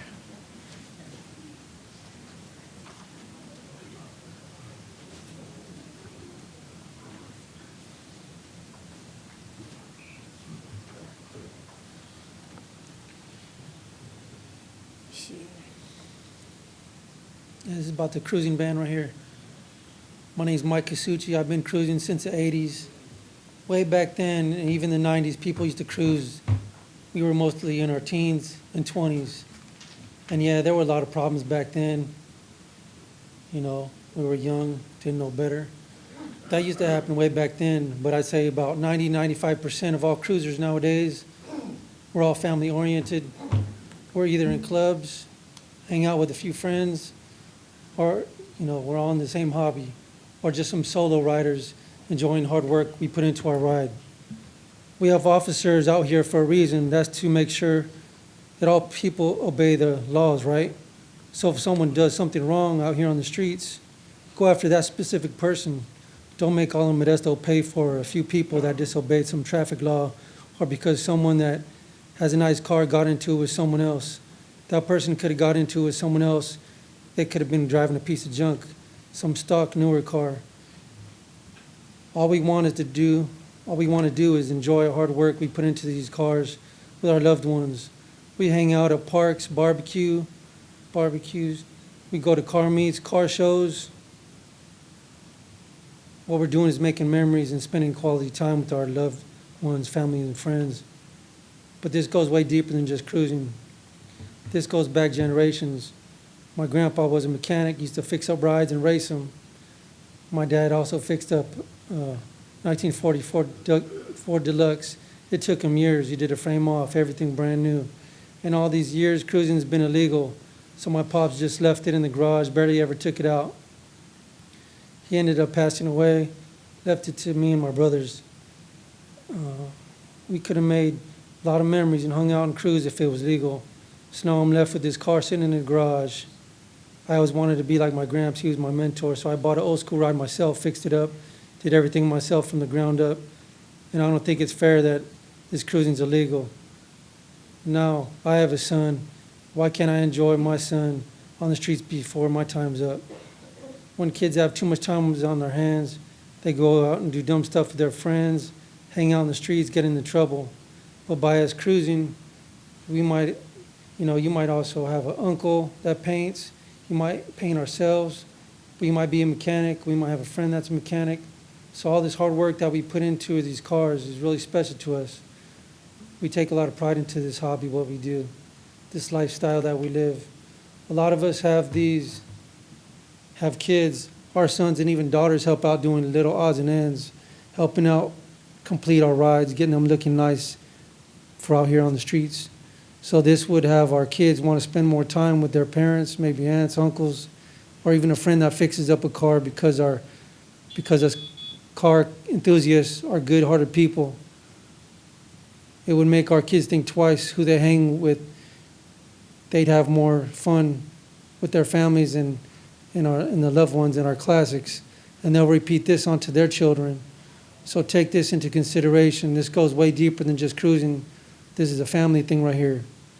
Just like you like to landscape your yard and make it look nice and show it off, that's a form of art. Or like a portrait painted in your house, you appreciate it, like to show it off. That's what we like to do with our cars. We take pride in this form of our art. It took blood, sweat, and tears to build this ride. Thanks a lot. Thank you. Next, Geneva.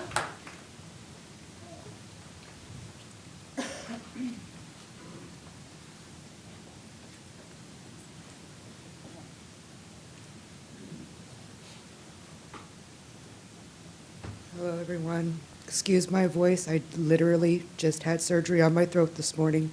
However, this is very important to us, so I'm still here and still attempting to talk. Thank you. Look, this is our lifestyle. This is what we do every day, in and out. We spend our times out on these streets with our kids, with the other people's families, taking care of each other. We had literally just so many toy drives just over Christmas. And my husband and I went to a local store and we told them, hey, we're doing a toy drive. All of us cars are getting together. We're going to donate these toys. Those stores started donating over $200 worth of items for these children. Things that we don't see other people doing. This is a lowrider community thing.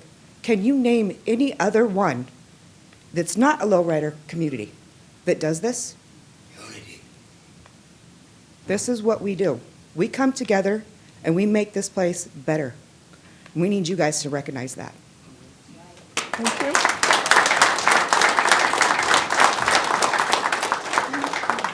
Next is Speedy.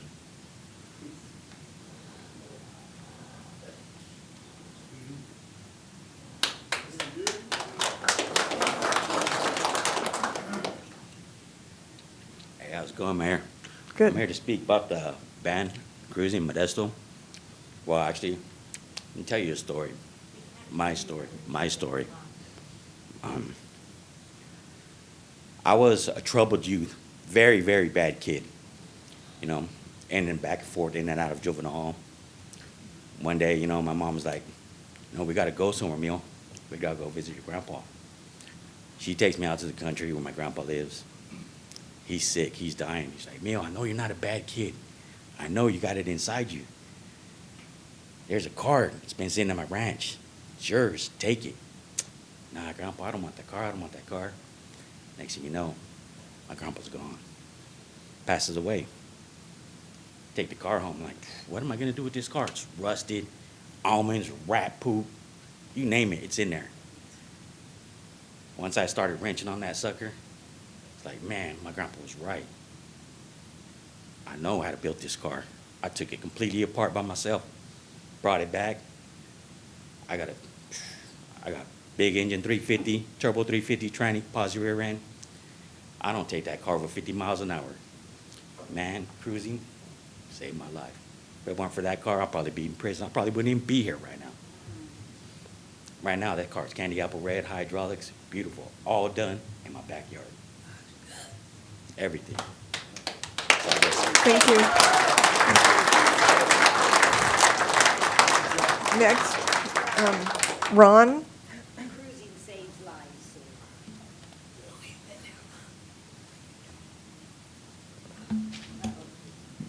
Ms. Mayor, City Councilman, I'm here to give some thanks to one of your councilmen who had the nerve to come over to West Modesto. I'm the chairman of the West Modesto People of Action Council. And he came over and we're having a debate with the city about building affordable housing in a parcel of land in West Modesto. The person I want to thank is David Wright, your councilman. He came over with charts and information, and he wanted to speak with the residents to let them know it wasn't easy what we are proposing, and we're proposing that there be affordable housing for people of low income. We also, David Wright is a member of Modesto Neighborhood Inc., which is also a group that I'm part of, and we want to make this as one with the community.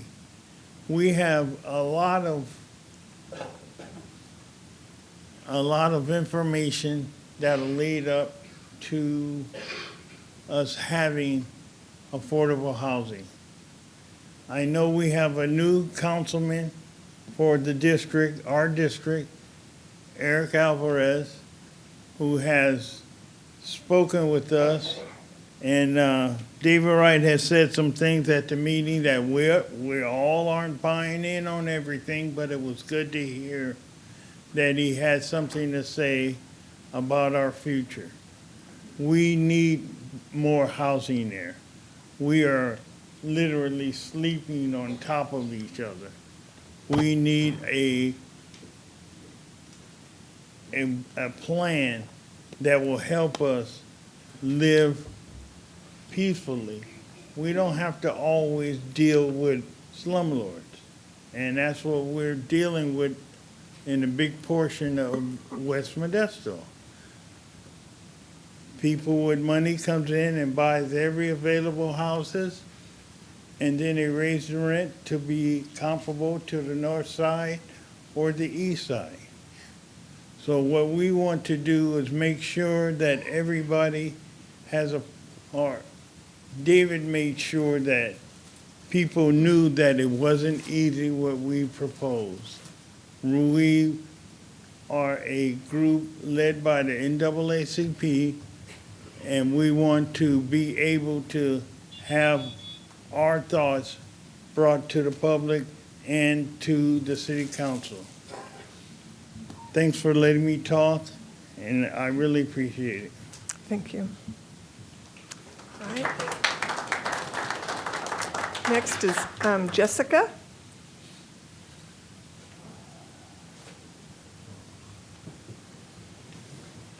Hi, Mayor. Hi there. Hi, City Council. Hello, Mayor. Okay, I'm standing here with my husband, Manuel, and first and foremost, I would like to show you guys a picture of our daughter who passed away last January. This is a new January. Her name is Evelyn Rose. I want to let you guys know that she had a sudden cardiac arrest. It was her third cardiac arrest, only 8 months old. We did not know what to do as parents, but the lowrider community supported us. We threw fundraisers, my husband and I, and they came together. All of these people came and they shared our fundraisers. They helped. They got the cars together. They cruised for her. And I want you guys to know the worst loss in the world could be anything that a parent experiences. Losing a husband, a mom, a dad, a sister, brother, cousin, aunt, uncle. It's not anything compared to like what it's like to lose a child. Our baby rests in peace. We were able to close all of her burial costs, everything, with the lowrider community behind us. My husband and I joined Modesto Lowrider Community Feed the other month, and we were able to feed several families, the whole community. My husband cooked tacos. I was right there cooking and helping. We all got together, and there was no laws broken. It was peaceful. Everybody got to admire all the beautiful cars. It was just like a family. And that's what togetherness is. It's Raza Unidos. It's our race together. We're uplifting each other. We're not breaking laws. We're law-abiding citizens. We're teaching our youth something more than what that street life is about, which what most of us were raised in. We didn't have a choice on how we got brought up, but we have a choice on what we show our children. We support small businesses by being out here. All the toy fundraisers, like Geneva said, we were able to give back to the community. We raised the funds to buy beanies, gloves, jackets, clothes. People donated their own clothes, their own shoes because of the weather. A lot of us don't know what it's like to not have, but many of us right here, we do. And so we know how important it is to uplift each other. I want to say that the repeal on the ban should be lifted because it's time where us as a community get to stand together and we become one and we support each other. We need to stop the discrimination of, oh, they're Latinos, they're black, they're white. We need to come together and look past what we look like. Don't judge the book by its cover, but look at their heart and look at what they do for the community. Thank you guys for your time.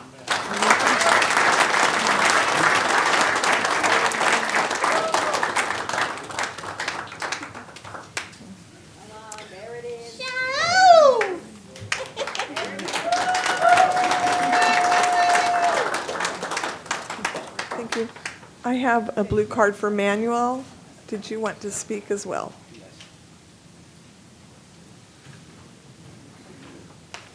Well, hello, Mayor, again. We probably shouldn't have walked away. But as my brother Speedy said, you know, we grew up a horrible life. You know, our parents were heroin addicts. They got out of that, but before our lives were already torn apart.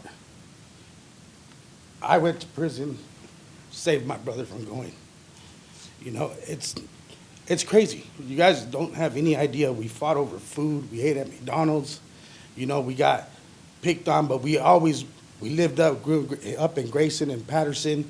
And what did we do? We were coming with the homies, coming to graffiti night. We remember them nights, coming all the way from Grayson with everybody in the cars. And you know what? It wasn't gang banging. We're not out here gang banging. We wanted to cruise. Same thing that we do today is what we wanted to do back then. But we were poor. We didn't have nothing. So when I went to prison, I took auto body and fender repair. And today, that is what I do. I'm a body technician. I'm a painter. I do it all. At my job, I do everything. I changed my life around. And it's because of cars, the lowrider community, what we like to do, what we love to do. And we need to get this repeal going so that we can change a lot more lives. My wife and I, together, we have 12 children, going on 13. Every single one of them kids of mine have graduated, versus me and my brother couldn't even go to school. You know, so we're making a change in the community. Our number one goal is to not get in trouble and have our children sitting up there. You know, and it's gonna take advancement demands change. And if we don't do nothing now, we're just gonna leave the door closed and locked for the next child, her child, his children, his grandchildren, all of our kids. You know, we're just leaving the doors locked. You know, we're making it illegal to cruise the streets. And, you know, this is Modesto. This is Graffiti USA. Like, we grew up kids coming over here. You know, when we were growing up, we would meet people from all over the world. Right there on McHenry. You would see groups of families of speaking Switzerland or from here and there. And they would tell us, oh, we're not from here, but you couldn't tell. Some people would be able to speak English. But you guys are withholding so much money for all these businesses here. We go out, we buy flags, we buy beanies, we buy sweaters, we buy food, we gotta eat. We got 12 kids. How much do you think we spend at a car show on feeding our kids? One shot in McDonald's for 7 kids is over $70. We go to McDonald's 2, 3 times, 4 times a week. That's not including the taco truck that we sneak off to 3 or 4 more times a week. We put our money into our community, hard-working money. We put it into our cars, our kids' lowrider bikes, and the taco trucks, you know? Like, let's get this going. Let's get this going so we can have a better future, and let's open the door for our raza, for other races, every single one of us, all you guys. You guys will all love it. You know, like, let's get this cruising ban. I will be right there on 9th Street serving free tacos for the whole community. And believe it, we will do it. And you guys are all invited. We have the cooking gear. We are ready to go right now. That's great. And if you like hot salsa, he's the best. Oh yeah, we only do habanero salsa, so. You got, and just one more time.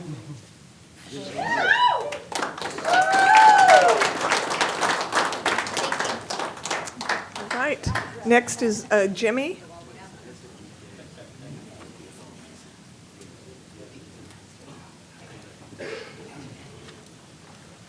Hi, City Council, Mayor. My name's Jimmy Pernetti. I'm from Ceres. I've been a merchant in Modesto since 1986. I've recently sold a business in Modesto, and I'm working out of Ceres. I'm going to try to tie this to a little bit of a family thing. I lived next door to a young man named Till and his wife and his 2 kids. They moved in 8, 9 years ago. I'm a baseball coach, a high school basketball coach. I coached professional basketball for a couple of years out of Turlock. My kids grew up in the gym and in the baseball field. And recently, several times I've had discussions with my youngest son, who's a baseball player at Delta College, explaining to him that our baseball is our neighbor's lowriding, that their cars are our baseball.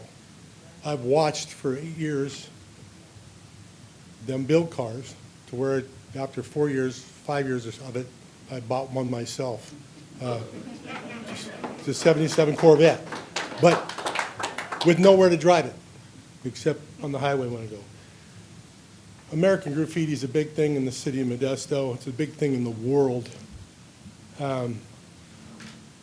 What I want to experience, say is my neighbors, A1 family, great family. Till and I bump heads like any neighbors and get along like any neighbors and have a great relationship. I want you to know that that he and the people that come around him are family people and represent themselves well. The culture divide, I'm an Italian from Ceres. There is none. People are people. If you see past what you thought was goofy at one time and you realize that people, all kinds of people, have their things and what they are and need the opportunity to express themselves. I can go play baseball. I can take my kids to play baseball. I can't play baseball anymore. I can go watch baseball. They need a place to be able to go and do their thing too.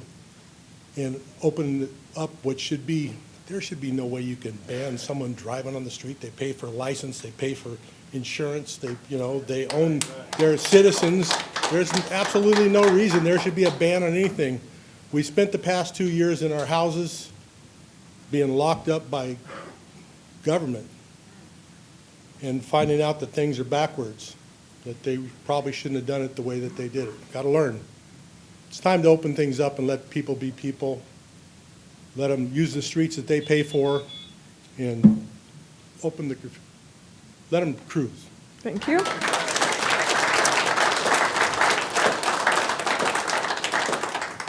All right, is there anyone else wishing to come forward to speak under public comment? All right, thank you very much. Next on the agenda is, sorry? We got Polly coming up. Excuse me. Yep, online. Pardon me? Oh, okay, all right. We'd already heard from this one. Emerson Drake. I've had the timer go off on me before I get there, but never been ignored quite so much, but that's all right. Good evening, Madam Mayor, council members, and ladies and gentlemen. To the lowriders, if you really want to get them to change their minds and do something, talk to the Chamber of Commerce's Board of Directors. Get all 23 of them to come across and wholeheartedly support it. And then talk to Mike Lynch and George Petrolakis too. Get them all up there, 25 people, and you'll get your cruising. But that's just the way it goes.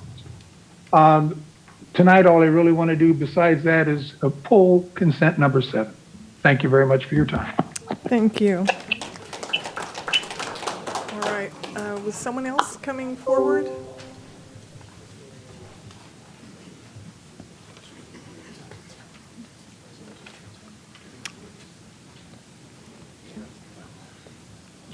Good evening, Council. My name is Paul Hesser. I'm the Vice President of a car and truck club called Products of Society.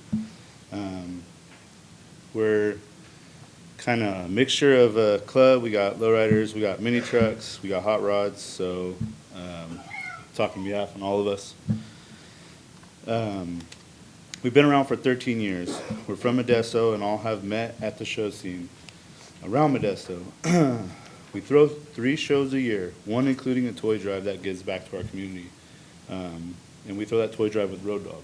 It was very successful. We gave it, all of our donations went to Modesto Gospel Mission, and it was for the children, and it was a toy and canned food drive. And we also throw a one-day show for Avid in Hillmar, and I don't know if you guys are familiar with Avid, but it's a program to send kids to four-year college.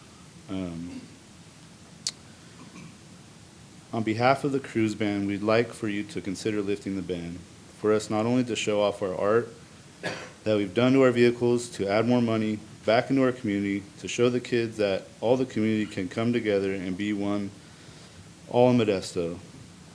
Especially because Modesto is the home of cruising, awesome rides. We all look forward to bringing our kids out, family out on Friday nights to cruise, kind of touch over everything everyone said.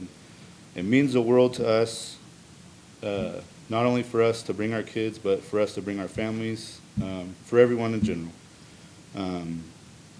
Don't let the old bad apples ruin it for us. And that's all I got to say. Thank you guys, and lift the band. Is there anyone else? Step forward. Good evening, Madam Mayor, fellow council.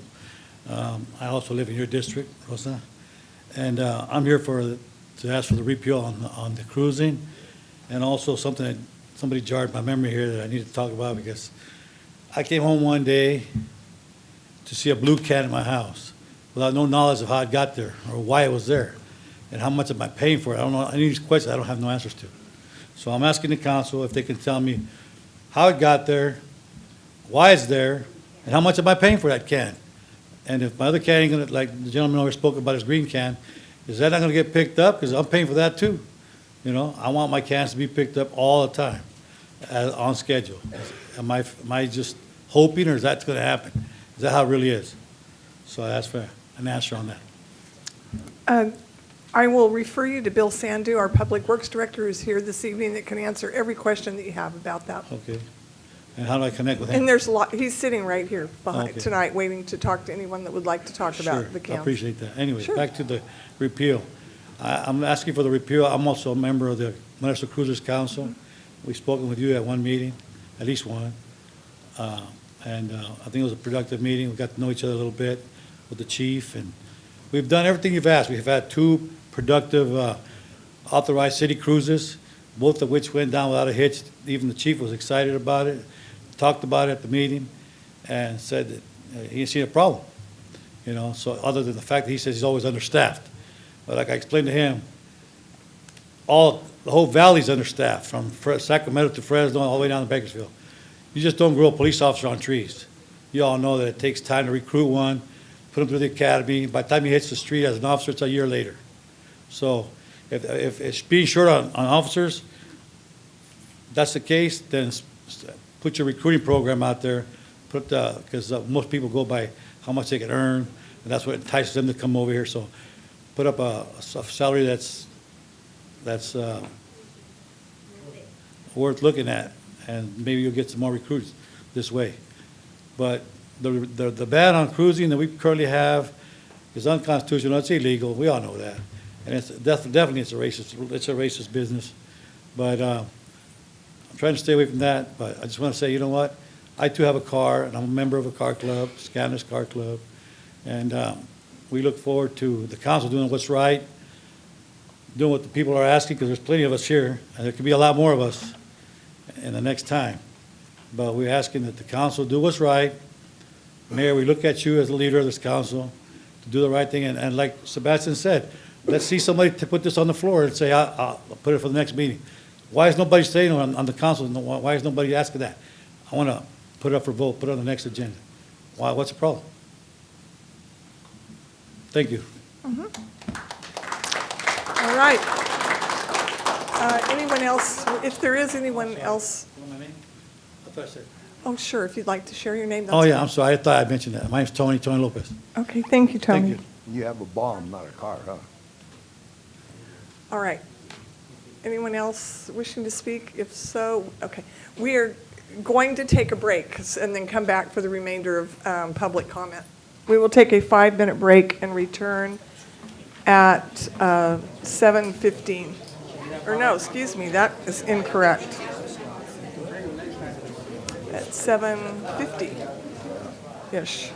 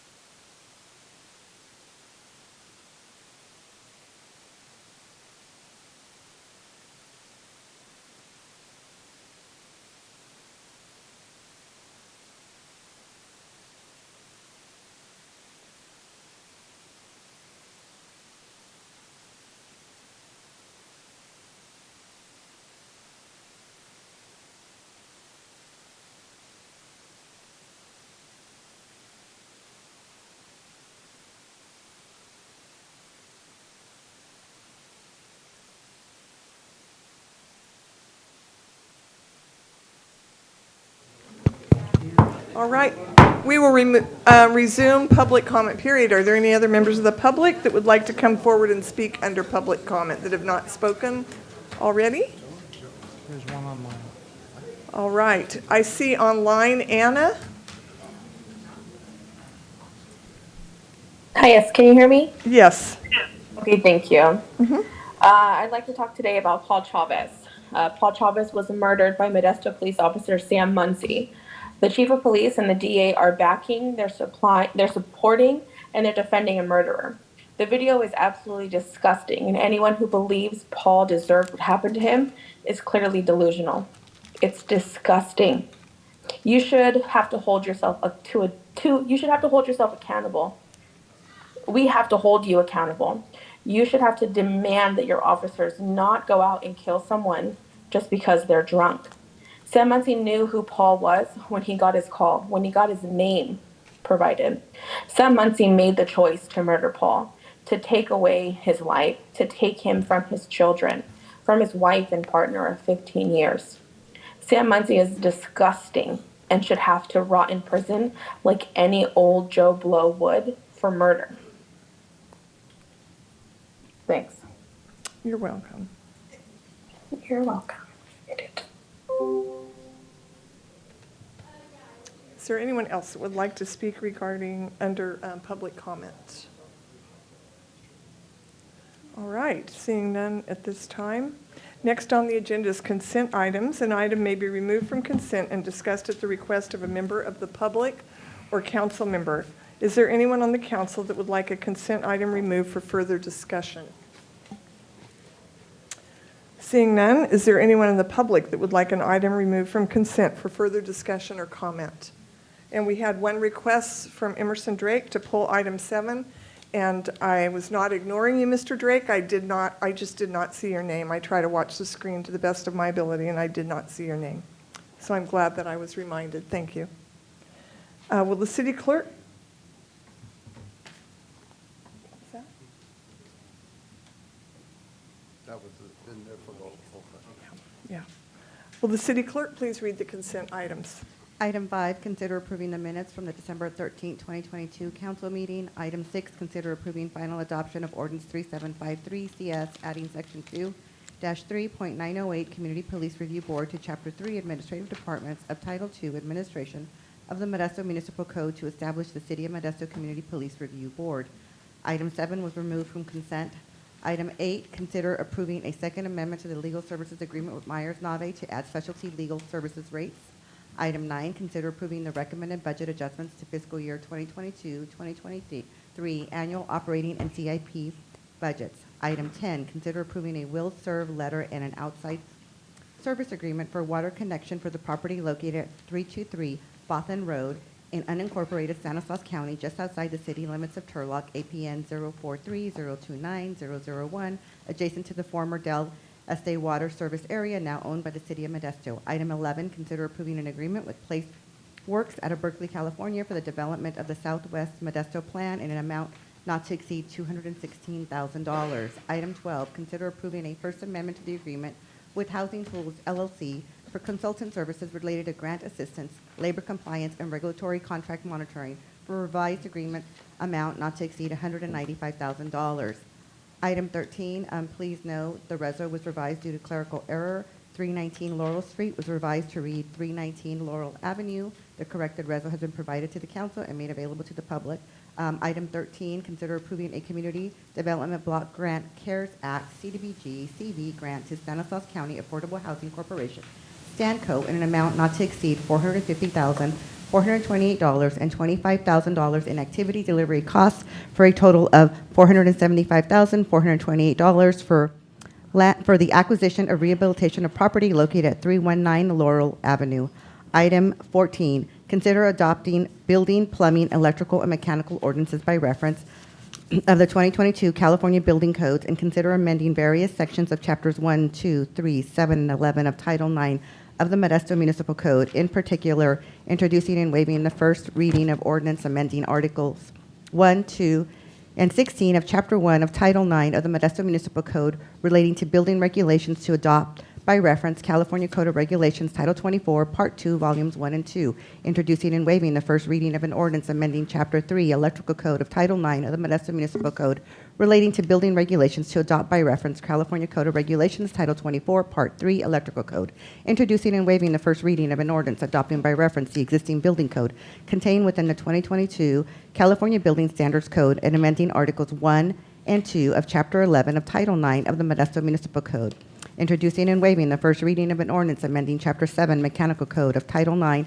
of the Modesto Municipal Code relating to building regulations to adopt by reference California Code of Regulations, Title 24, Part 4 of the Mechanical Code, introducing and waiving the first reading of an ordinance adopting by reference the Plumbing Code contained within the 2022 California Building Standards Code and amending Articles 1 and 2 of Chapter 2 of Title 9 of the Modesto Municipal Code. Item 15, consider approving an agreement with Neil Sullivan, LLC, out of Concord for executive team and management engagement services for a 3-year period in an amount not to exceed $150,000.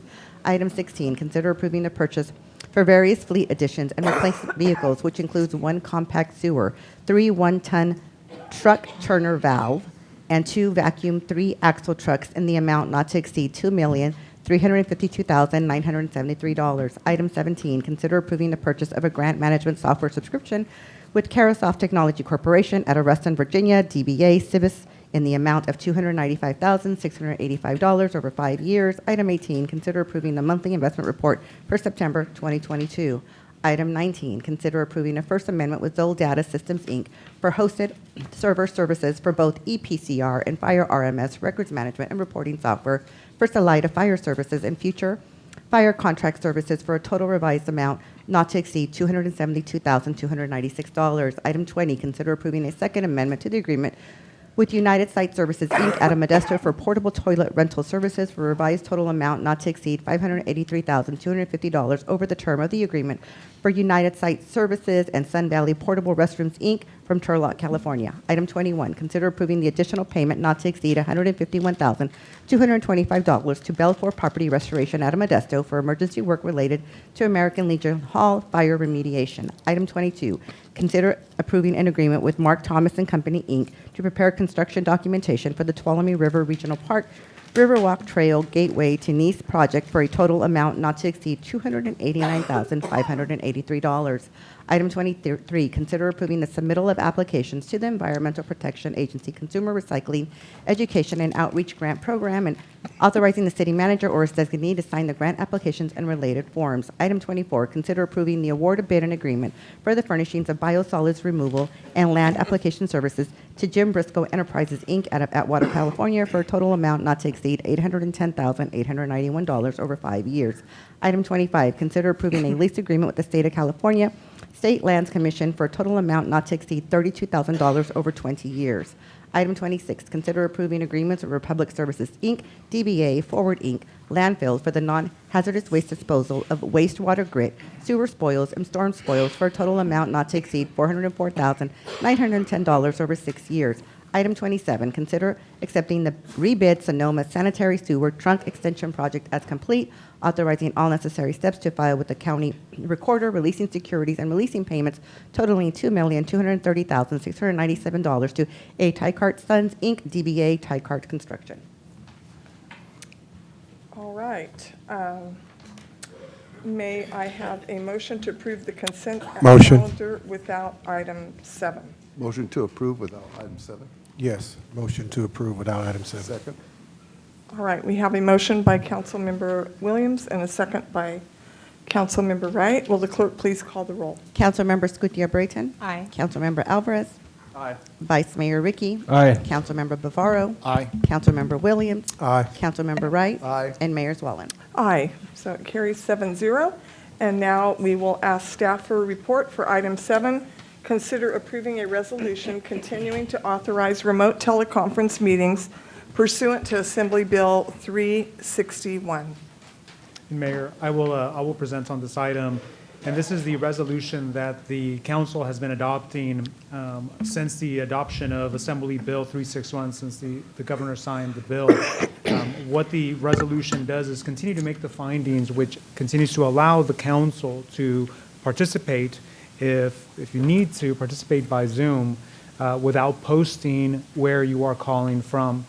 Assembly Bill 361 was adopted due to COVID, due to the pandemic, as a way when folks were calling in from home, sheltering in place, or not feeling well, in order not to have folks that are sick in public.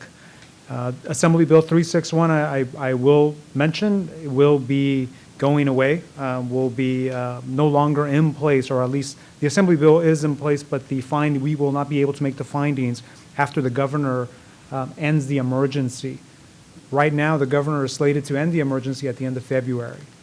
After that, we wouldn't be able to make the Assembly Bill findings. We are keeping track of what the governor is doing, whether he's going to push that date back, make that later. We are following up with that, and will advise the council when we get more clarity. I will also mention that even after the Assembly Bill 361 and the findings can no longer be made, the legislation did pass Assembly Bill 2449. The legislature passed that Assembly Bill, which will have other abilities to participate by Zoom for the council without posting, but it's very, very limited. I know I've advised council members of that. I'll be providing more information as we get closer to that date. Happy to answer any other questions. All right, thank you for that report. Does council have any questions of staff? Seeing none, I'll open it up to the public. Are there any members of the public that would like to come forward to speak on this item, consent item 7? I see Paul Soto.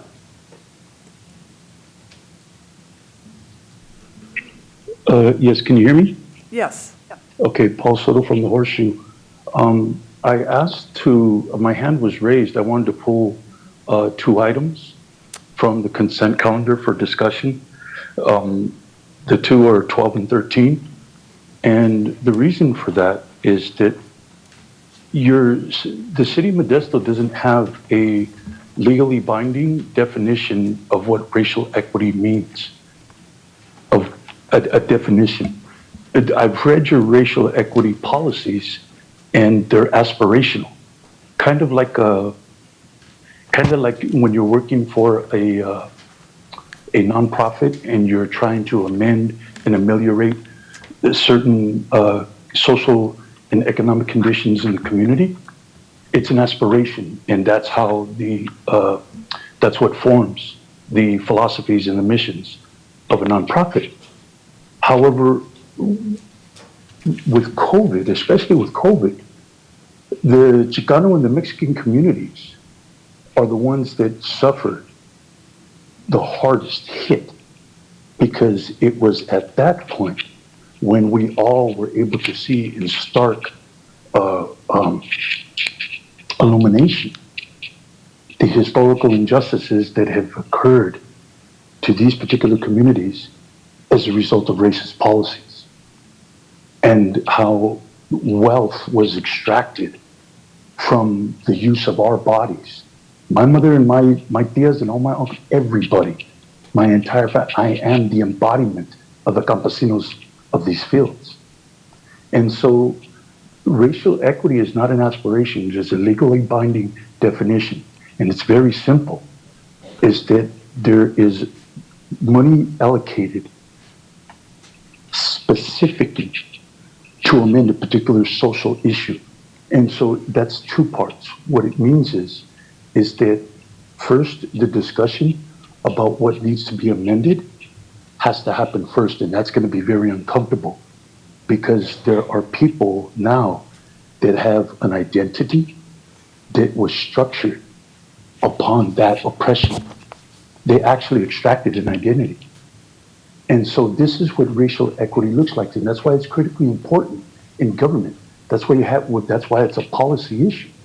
You see, because if you use the word in your documents, yet you don't have a legally binding definition, those documents are not legitimate, nor is the budget allocations that are associated with it. So these are legitimate questions that we need to ask ourselves, and I'll walk you through it. I don't have no problem with it. This is what I do. So I'd like those two items pulled for discussion. Thank you. Okay, thank you. I'm going to ask for clarification from our city attorney since we approved those. Can we go back and pull those for discussion? You could discuss them. They are approved already unless there's some kind of motion to reconsider. If there was a question, Mayor, you could have staff answer that question. This one. Okay, so Paul, my question would be, and our city manager said that we could have staff reach out to you regarding item 12 and 13, or would you like those pulled and have it discussed tonight? We've already voted on it, but I apologize for not calling on you sooner. Okay, see, that's the point of order. You see, democracy wasn't served. You see, and this is how racism and oppression and the generational perpetuation of these racist policies because of that. And I'm not saying that there was any intention around it. That's not what I'm saying. But what I am saying is just look at the way that it happened. We didn't get to talk about it, and now the city attorney, that's false, because the principles of democracy trump Robert's Rules of Order. And that vote was not properly done Paul. because I have. This is completely out of order. Okay, Paul, hold on just one moment, please. And we can make a decision about how we want to proceed with item 12 and 13. Madam Mayor, if you want it pulled, there needs to be a motion and a second to reconsider, and then we can have a discussion. Otherwise, this is completely out of order. I wasn't given the initial opportunity to have them pulled.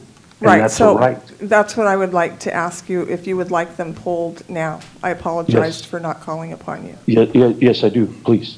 Okay. All right, we will pull for discussion item 12 and 13, although You they have to have have, a motion and a second. Those Just were for consent discussion. items, Mayor. just for discussion. Not a vote. Correct, so then we won't vote. All right.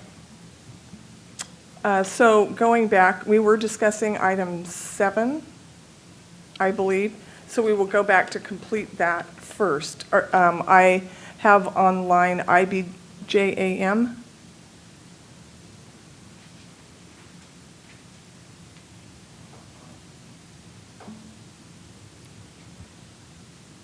And this is regarding item 7. Yeah, it's Jenny Tenoyer. Hi, Jenny.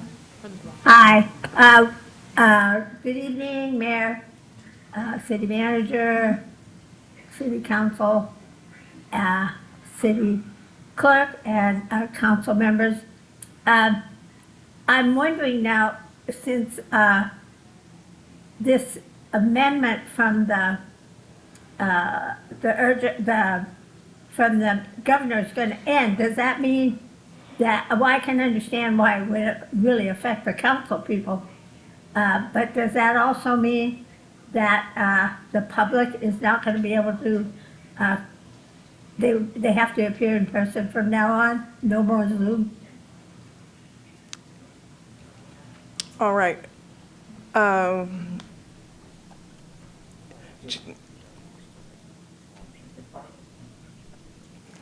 My understanding is there will still be a virtual option for the public.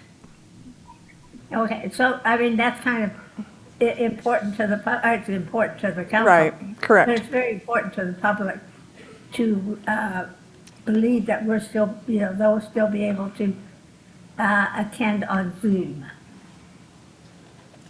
So as far as even if the emergency is undeclared by the governor, the Zoom is still available, will be still available for public? Yes. Okay, thank you. Thank you. All right, next is Emerson Drake. Thank you very much, Madam Mayor. I've got a question regarding what we're discussing. Are we currently using Zoom for the pre-agenda meetings with council members?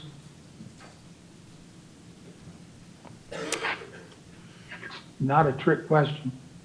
Correct. So are we?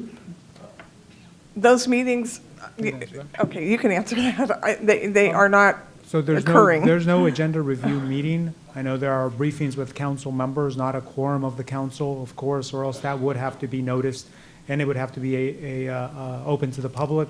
So there's no formal agenda review meeting like we used to have prior to COVID. Those are not happening. Okay, but are you circumventing it, the rules, by using groups of 2 and 3? I don't think anybody's circumventing the rules, Well, providing are you council using briefings. groups of 2 or 3 in these meetings, not just one person being informed? It's a simple question. No rules are being circumvented, Mr. Emerson. No, what I asked is, okay, let me restate the question. Are we using Zoom to conduct pre-agenda meetings with council members? Oh, someone else can answer that. I only know what I have one-on-one discussions, so. And I'm in person. I know council members do receive briefings on items on the agenda to get them ready for the council meeting. So that does happen. Those are council briefings that are very standard. No, they're not standard. We're avoiding the quorum, which I mean, it saves you from the Brown Act, don't get me wrong. But you're using groups of 2 and 3 to circumvent that rule. And sometimes other people are invited. You sent me an email that showed me that. So let's not discuss something else entirely different. What I'm asking again, what I'm saying is that if we're using Zoom to do multiple council members at a time, why not do them all so the public is invited so that we can hear the conversations going on instead of hiding it behind a rule? Is there something wrong with that? I've got an email that you sent me to a public record request that shows 3 council members were invited, and then there's CC on the 4th, and you have to wonder why. So if the public is being held out from these meetings, how do we actually know what's going on?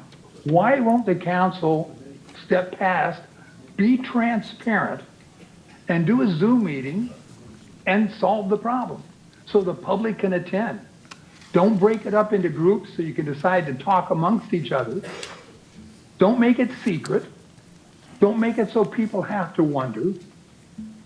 Follow all the rules. Don't step to the side on one because, I don't have to do that. No. If you avoid a quorum, that's true. But if you're meeting in groups of 3, you can meet in groups of 7, and the public can be invited.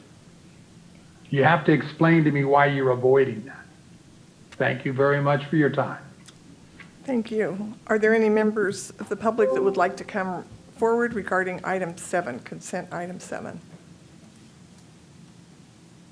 Seeing none at this time, I will close public comments and ask council for further comments regarding consent item 7.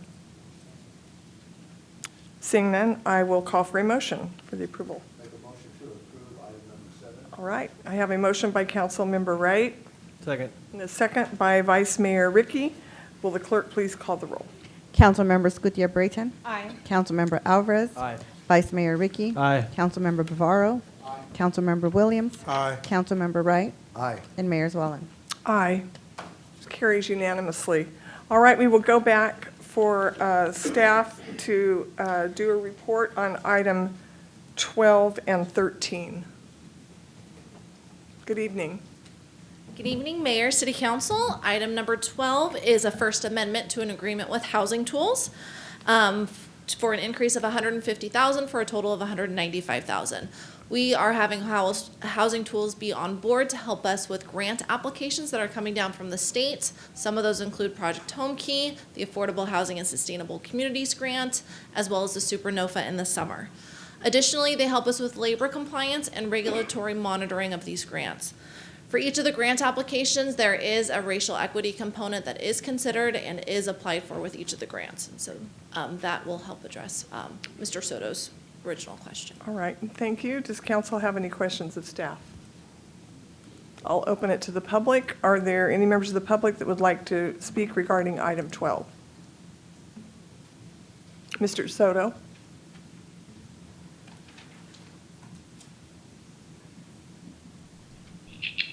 Yes, Paul Soto from the Horseshoe. Um, Again, I'm gonna challenge you on your racial equity policy because it's an aspiration that can't be identified. It's too ambiguous. There's too much ambiguity in it. A racial equity definition should be able to be provided in about 5 sentences. That's not much to memorize. And because this is a policy that is geared towards amending historical gaps that were created in education, that were created because of just direct racist policies. You have a redlining map too in Stanislaus County. You have one. And this is how the resources were allocated to certain areas. That's why you go and look at any city and in California, and you will see one side of town, it's not because they're morally and ethically superior or industrious or laborious, because if that were true, how come all the Anglos, which makes up the majority of those areas, how come they weren't the ones in the fields? How come they weren't there? Because I would challenge their definition of hard work in terms of how they acquired that wealth and that affluency and that political power. You see, this is about a population policies were passed without their voice. The Chicano and the Mexicano movements and the lowrider movement the lowrider movement, farm workers movement, and Chicano movement are all stemmed from the same tree. And they were all, in their own ways, the means by which we were asserting and affirming our identity and our sense of place and our sense of value in a society that does not value any of those things at all. And we can clearly outline in history the catalog of injustices that we have had to contend with then and now. What is the school to pipeline? That's okay, you're doing something about it now, but what is the generational impact of that? And how is that reflected in your policy? Specifically, COVID, just to come here and say, oh yeah, well there's a racial equity in there, that's it, in the story, in the discussion. No, I wanna know exactly how it's being applied. Because if it's there, then you shouldn't have any problem discussing it or pointing it out. None at all. So I really hope that we can get a legally binding definition rather than just an aspiration. All right. Are there any other members of the public who would like to speak regarding item 12? At this point, I will close public comments. Council have any comments? Seeing none, I will move on to item 13 for staff report. Welcome. Thank you, Mayor, City Council. Item 13 is an exciting project. It is a partnership with Stanco, a local affordable housing developer, in order to grant Community Development Block Grant CARES Act funding for the acquisition of a 2-bedroom, 1-bath house at 319 Laurel Avenue. This house, once it is acquired, it will be turned into permanent supportive housing, and then there is the opportunity to build an ADU in the rear of the property as well. In regards to some of Mr. Soto's questions in the past, we do follow their tenant selection policies, which does have a racial equity component, and then we have done a racial equity assessment in all of our grant applications, which we'd be willing to share with him as well. All right, thank you very much. Any questions from council members? Seeing none, excuse me. I will open it up to the public. Paul Soto.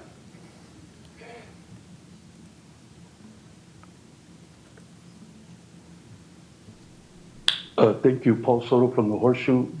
Everything about this person and that developer needs to be discussed openly, and that we don't have a chance to do that.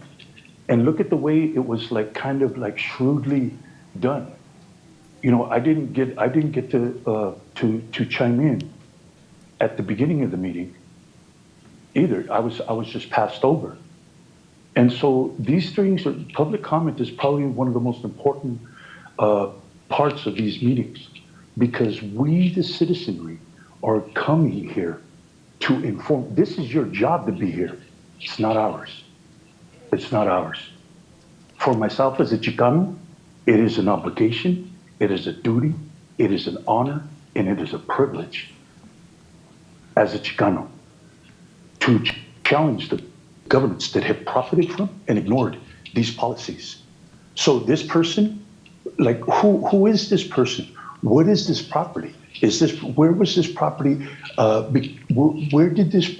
was this property located? Was it located in a red line district? Are they going to become the beneficiaries of monies that were allocated because of the debt that was going through my community?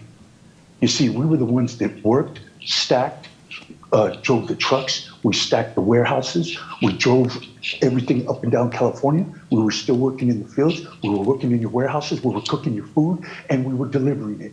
And this is what exposed us to COVID, one of the most deadliest plagues that we have been exposed to and had to contend with in contemporary society over the past 60 years, at least, with the exception of the Vietnam War. And in the Vietnam War, it was the same story. It was the Chicanos. We were 5% of the population, but yet 22% of the casualties in that war. So there has to be a point where we're not dismissive about this, because there's a disconnect between an Anglo telling me that racial equity is being applied and me saying and determining whether or not it's adequate. I've been doing this a long time, and see, the San Jose community is over there in your community. A lot of people that experience the injustices due to redlining and generational poverty that they inherited, put them in your community. That's why I'm here. I mean, it just makes perfect sense.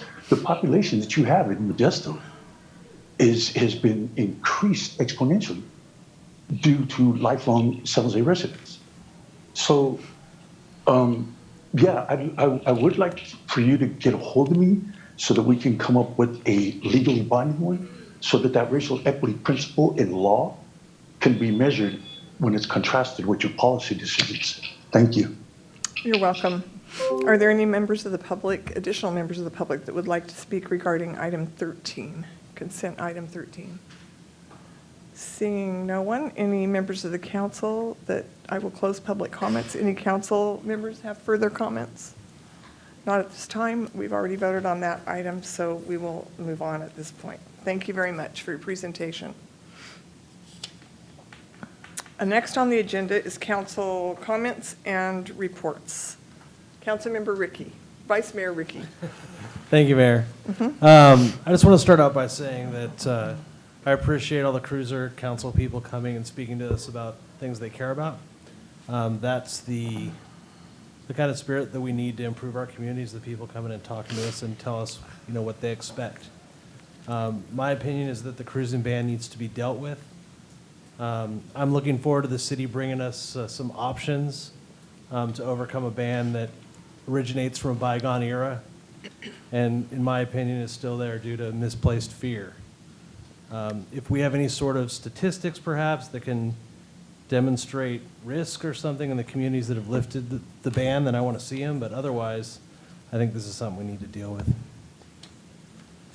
I'd also like to take my hat off to the Central Valley Incident Command Center that was set up to deal with this storm. To me, it just shows when communities come together to solve emergencies, we can deal with almost anything. And the work they did was incredibly impressive. And not only did they coordinate with our neighboring communities, they also coordinated with the state. The way that they coordinated with CAL FIRE, I've never seen that kind of coordination between a municipality and the state before, and it was just very impressive. We had 25 or 30 CAL FIRE crews out there assisting our city crews, and they responded to 210 forestry-related calls last week, 90 more as of yesterday. I'm sure today there were even more. But when the chips are down, and you really just find out the kind of people you have working for you, so I just really want to give emphatic props to our city manager, Joe Lopez, Chief Ernst, Chief Gillespie, Bill Sandu, who manages our forestry division, and Jessica Hill, whose department helps the unhoused.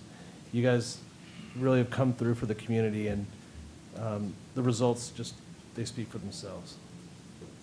Thank you, Mayor. You're welcome. Councilmember Bavaro. Thank you, Mayor. Yesterday, January 9th, was National Law Enforcement Appreciation Day, a day to be grateful and show our appreciation and respect to all Modesto police officers who have dedicated their lives protecting our community and our neighborhoods. Thank you. You're welcome. I don't at this time see, all right, Councilmember Alvarez, there they go. Thank you, Mayor.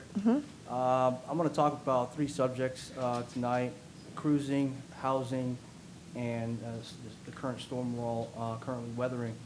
I want to commend the car community for taking the time out of their evening to join us tonight to advocate on behalf of Raza and Comunidad, culture and community. I also want to highlight that conflating the two issues of gang activity and cruising is a flagrant fallacy that should not be, what's the word I want to use? Should not be used, right? We should avoid that fallacy when we talk about this, especially amongst in these chambers. However, I do believe that cruising, again, is an expression of culture. And I also want to, I also believe that the ban is an antiquated policy that needs to be updated to fit modern times, right? And again, I want to highlight the importance of prioritizing traffic safety and the safety of the community at large if we do in fact move to repeal the cruising ban here in Modesto. Housing, regarding housing, I sit on the Citizens Housing and Community Development Committee along with my colleague Mr. Ricky here and 11 other members from our community. The committee meets regularly on the second Thursday of each month at 12 p.m. here in City Hall and via Zoom, so it's very accessible. The Citizens Housing and Community Development Committee provides overall review of the city's housing and urban development. With that said, I invite anyone in District 2, any resident in District 2 who is dealing with substandard rental housing or absentee landlords and or slumlords to get in contact with my office so I can personally connect you with the appropriate city resources to assist you in your quality of life issues. The city also has a rental inspection ordinance, which I will move to activate this year in order to hold landlords accountable for meeting basic standards within the city of Modesto. In terms of storm, I want to highlight the tireless work of the Modesto Fire Department and the Central Valley Incident Management Team also for their proactive approach to this storm we are all currently dealing with. A few stats to date from this past week. A total of 361 calls have been received during this storm. 324 locations have been inspected, meaning responded to and or made safe. 197 follow-ups were conducted. 165 locations completed. 37 locations are pending inspection. In other words, needed to be followed up or responded to by our staff. 60 locations have been have sustained some sort of damage, whether that's house, car, or fence damage. And again, I'm confident the City of Modesto will continue to keep our communities up to date with the latest news and resources as we continue to literally weather this storm. Thank you. Thank you. Councilmember Williams. Good evening, everyone. I do absolutely agree with everything my council colleagues have said thus far, particularly Vice Mayor Ricky and Eric Alvarez, Councilmember Alvarez, in their sentiments, particularly with the storm that we have been weathering, or put it lightly. I'm thankful for all of the response teams throughout our region that have come together, that have made the difference, that have helped us save property and lives. And my heart and mind goes out to those who have lost houses or to fallen trees and whatnot. And I would hope that that situation would be taken care of immediately within their insurances and whatever way they could get that taken care of. Also, I wanted to talk about a few things that are coming up for the Martin Luther King event. But before I get to that, I do want to state for the record, I do have 2 classic cars, and I do also would like to see one of these days, I'm sure it will happen.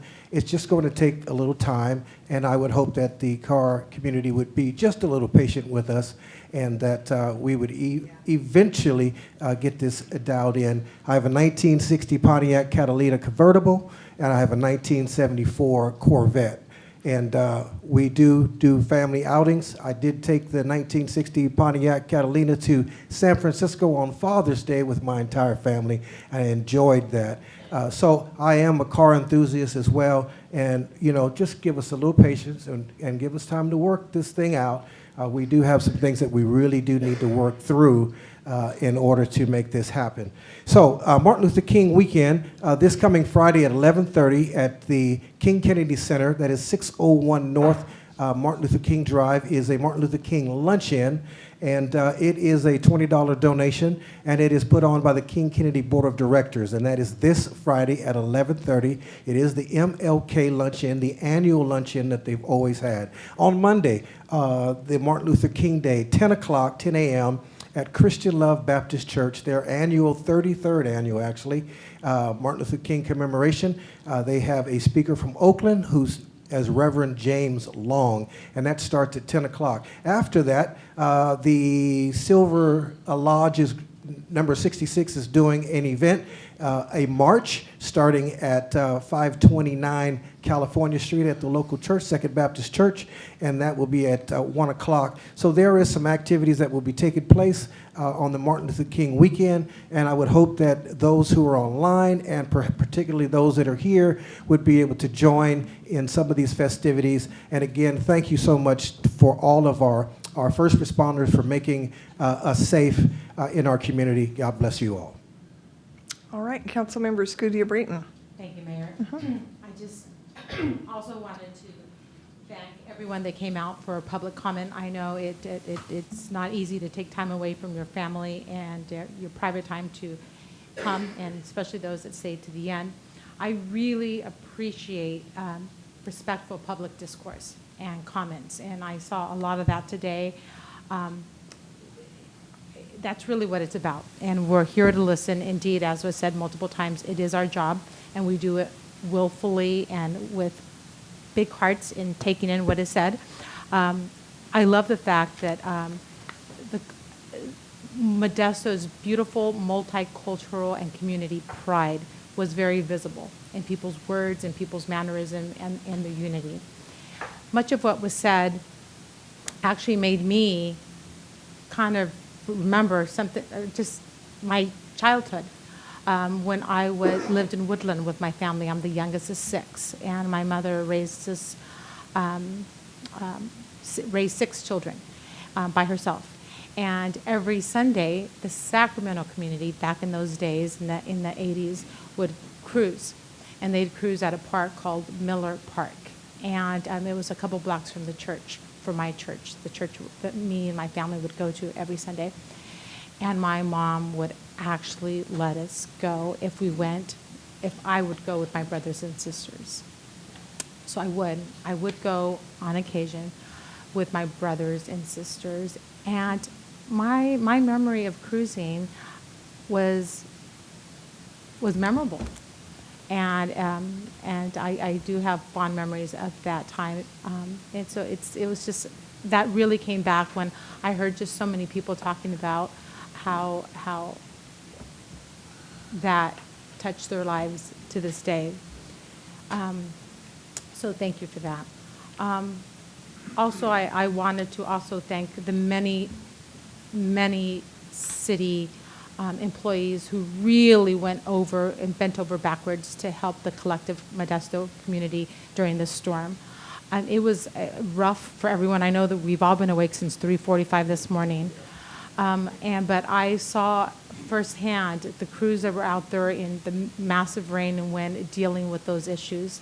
And so, and as the incident command center that was referenced, this is a model that is fairly new to us that we apply to this event. And it's a model that can be used for any crisis, I think. So I think Modesto really is forward-thinking and works well when the rubber meets the road. We're out there getting the job done. And again, it can only happen with our city employees, police and fire, that really have a heart for the city of Modesto. So from the bottom of my heart, thank you very much for all those that worked on that. We did hear a few people talk about their experiences with the recycling program. So I just wanted to say, if you have a pen or a pencil, number one, you can always obtain information about the city on our city website. It could be a little bit challenging to get to, but we're also working on this. And so our city website will be a much more friendlier website to access information from, and that's a work in progress. But if you have any questions or comments, one can always call the solid waste customer service number, and that's 209, easy number to remember, 577-5494. Again, 577-5494. I tested this number a couple times, and every time I called, they answered on the first ring. And it was a human being, and they were very helpful in answering my questions. So I encourage you to use that number if you have any questions, or your neighbor. Again, thank you all for being here. Have a great day or evening. Thank you, Mayor. All right, thank you. Does the city manager have any comments and reports? Yes, Mayor, thank you. I just wanted to let the community know that we are currently accepting applications for the Community Police Review Board. We'll be accepting those applications through January 31st. And I encourage anybody to visit our website, modestogov.com, for additional information on the application process for the Police Community Review Board. I'd also like to note that we are hopefully releasing in the next several days application period for the Measure H Oversight Committee, as well as for the 2 public positions for the Audit Committee that the City Council or that the voters had adopted with Measure G. So look for those in the very near future, and there will definitely be more information coming in the future. Thank you. Thank you. Matters too late for the agenda. There are some matters too late for the agenda tonight. We have the council ratification of the proclamation of existence of a local emergency by Director of Emergency Services, Resolution 2023-024 with the city manager. And the city attorney will also provide a brief overview of the process, adding the item to the agenda. Motion and vote will be needed to add the item as a matter too late for the agenda. So I will ask for a report at this time. Well, Mayor, the first step is to add the item on the agenda. As the council knows, the item is not on the agenda. That's why we're in the matters too late. In order to add something that's not on the agenda, in order to add it on the agenda for actual vote, the council needs to make certain findings and also add it by a 2/3 vote. The findings that the council needs to make is that there is a need to take immediate action, and that need came to the city's attention after the agenda was posted. This relates to the ratification of a proclamation of the existence of a local emergency that has been declared by the city manager acting as the Director of Emergency Services related to the severe storm. The declaration, and I'm kind of going a little bit into the presentation, but in order to make the findings, just need to explain why it needs to be added. The city manager acting as Director of Emergency Services did declare a local emergency yesterday, January 9th, due to the severe storms. The law requires that the proclamation be ratified by the council within 7 days in order for the local emergency to continue to exist. The council doesn't meet until January 24th, which is past the 7 days. It is important to keep the proclamation or the emergency going, given that we're still expecting weather conditions that are challenging.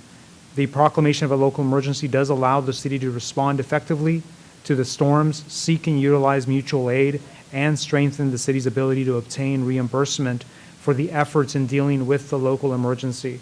So this does have urgency to it, and it came to the attention as far as the ratification wasn't needed until the city manager acting as Director of Emergency Services declared the emergency, which happened yesterday. Make a motion to add it to the agenda. Second. All right, we have a motion by Councilmember Wright and a second by Councilmember Williams. Will the clerk please call the roll?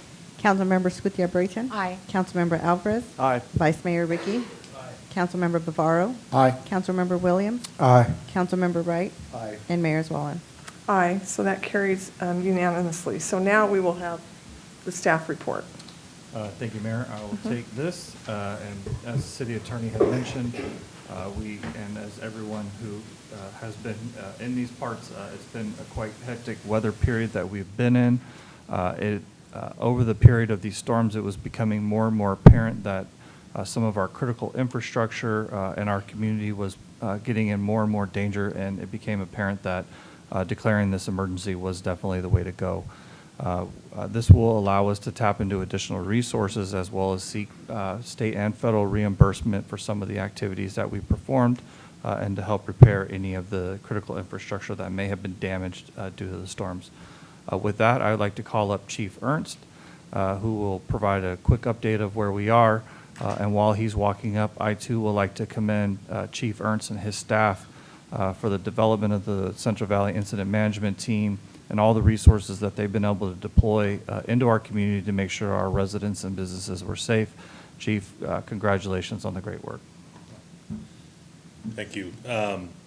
Mayor and Council, it's my honor to be in front of you tonight to provide a quick update. And with me, I have Chief Bolhall from CAL FIRE, who's been serving as the incident commander for our Central Valley Incident Management Team. And so the current situation we have right now is we're feeling a little more comfortable. We had this series of storms roll through. We knew there was going to be significant impacts to our community.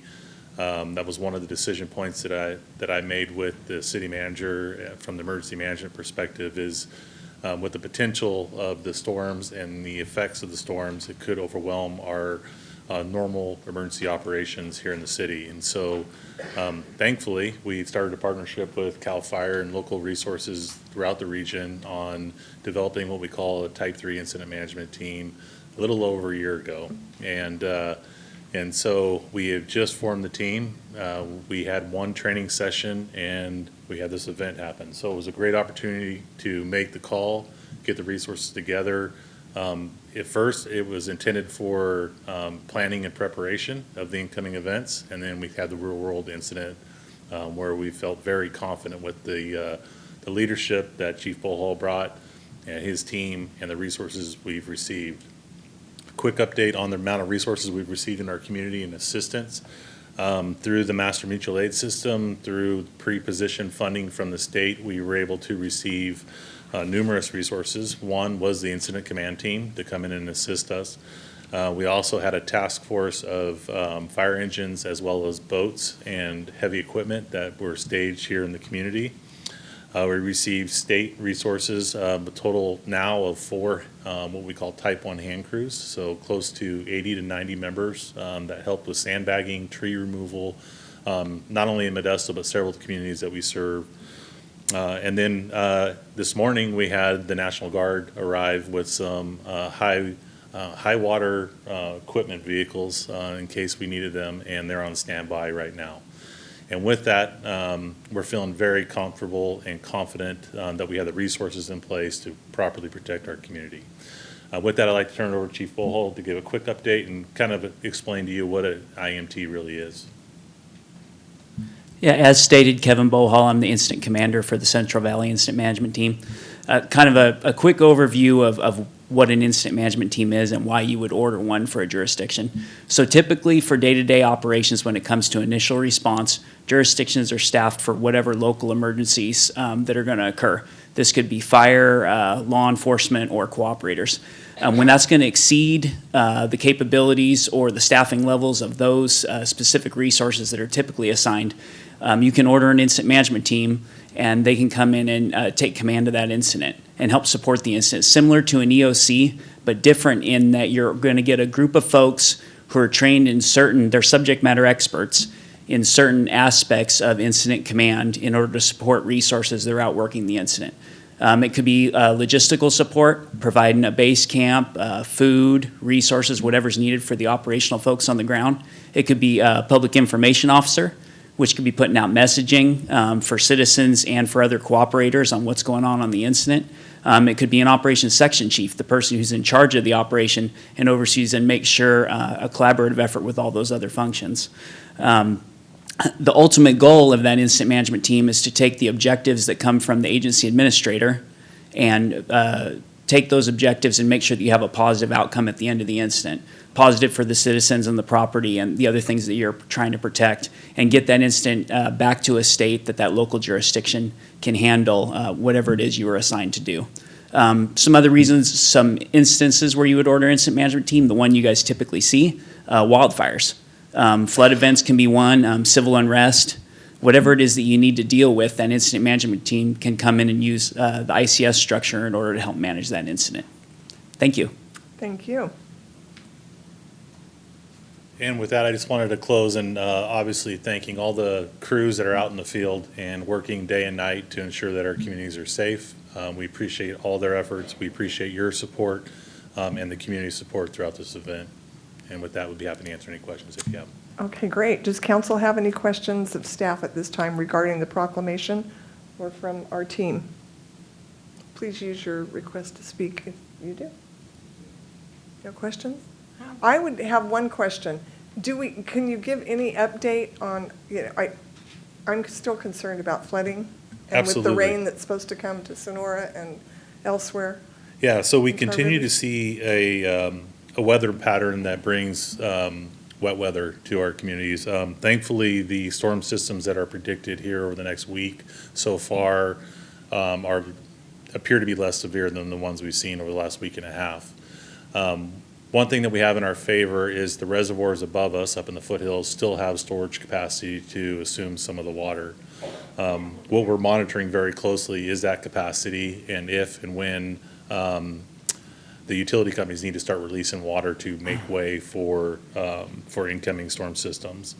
Our team is going to remain established. We're seeing a slow rise still in the Dry Creek drainage. It's an uncontrolled waterway, and so and the San Joaquin to the west of us is still continuing to rise to a flood monitor stage. So we were expecting to get close to a flood stage or even exceed flood stage on Dry Creek this afternoon around noon. Thankfully, that came in lower than we expected. So we're going to continue to monitor it. We may scale down the amount of resources we have staged as we get some breaks in the weather, but we're going to remain very vigilant, and we have a great plan that's prepared by this incident command team so we can activate at a moment's notice and make sure the community is safe. All right, thank you for that. I'd like to ask any members of the public to come forward if they have questions at this time. I see Paul Soto online.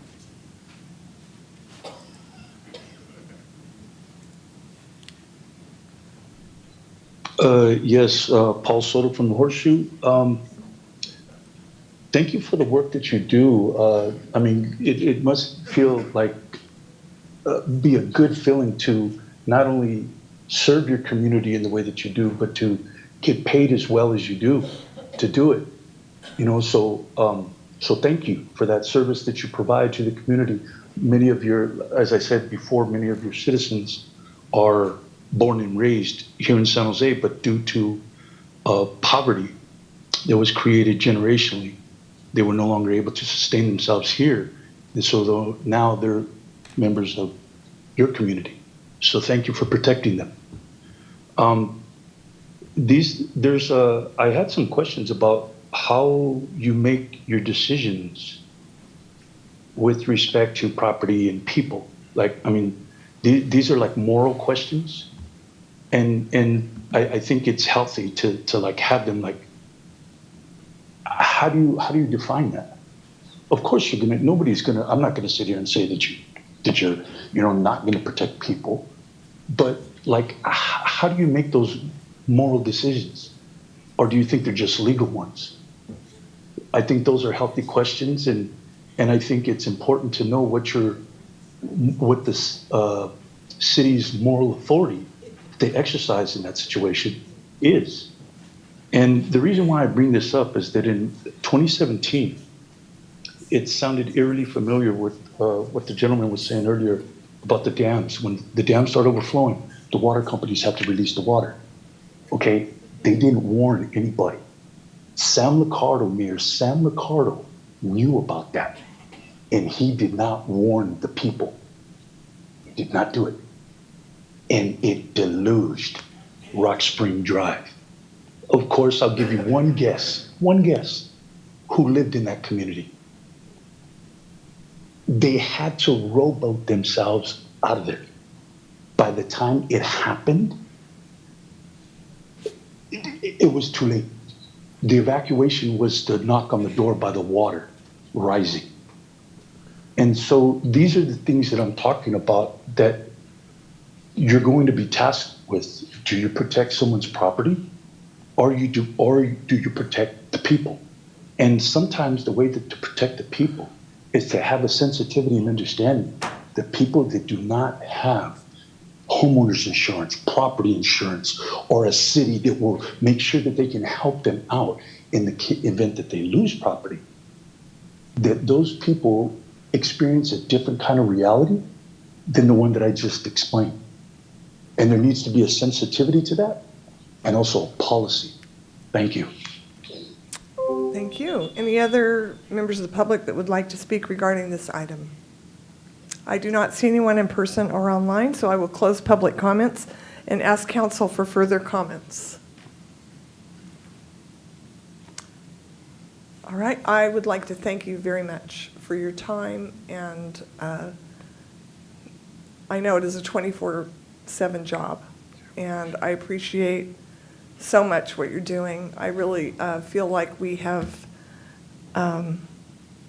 taken a step in our community to assure the community, and the report that you gave was excellent to know that we have boats, we have crews, we have the National Guard with water vehicles, that we are prepared for what happens. We cannot control it.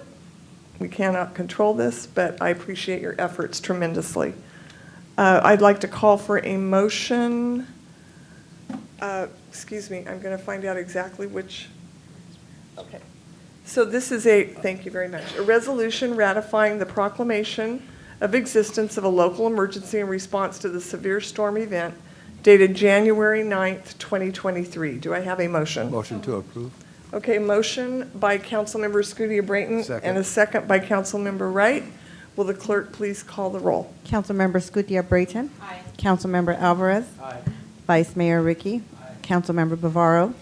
Aye. Councilmember Williams. Aye. Councilmember Wright. Aye. And Mayor's Wallet. Aye, so it carries unanimously 7-0. All right, I am calling this meeting of the City Council to be adjourned.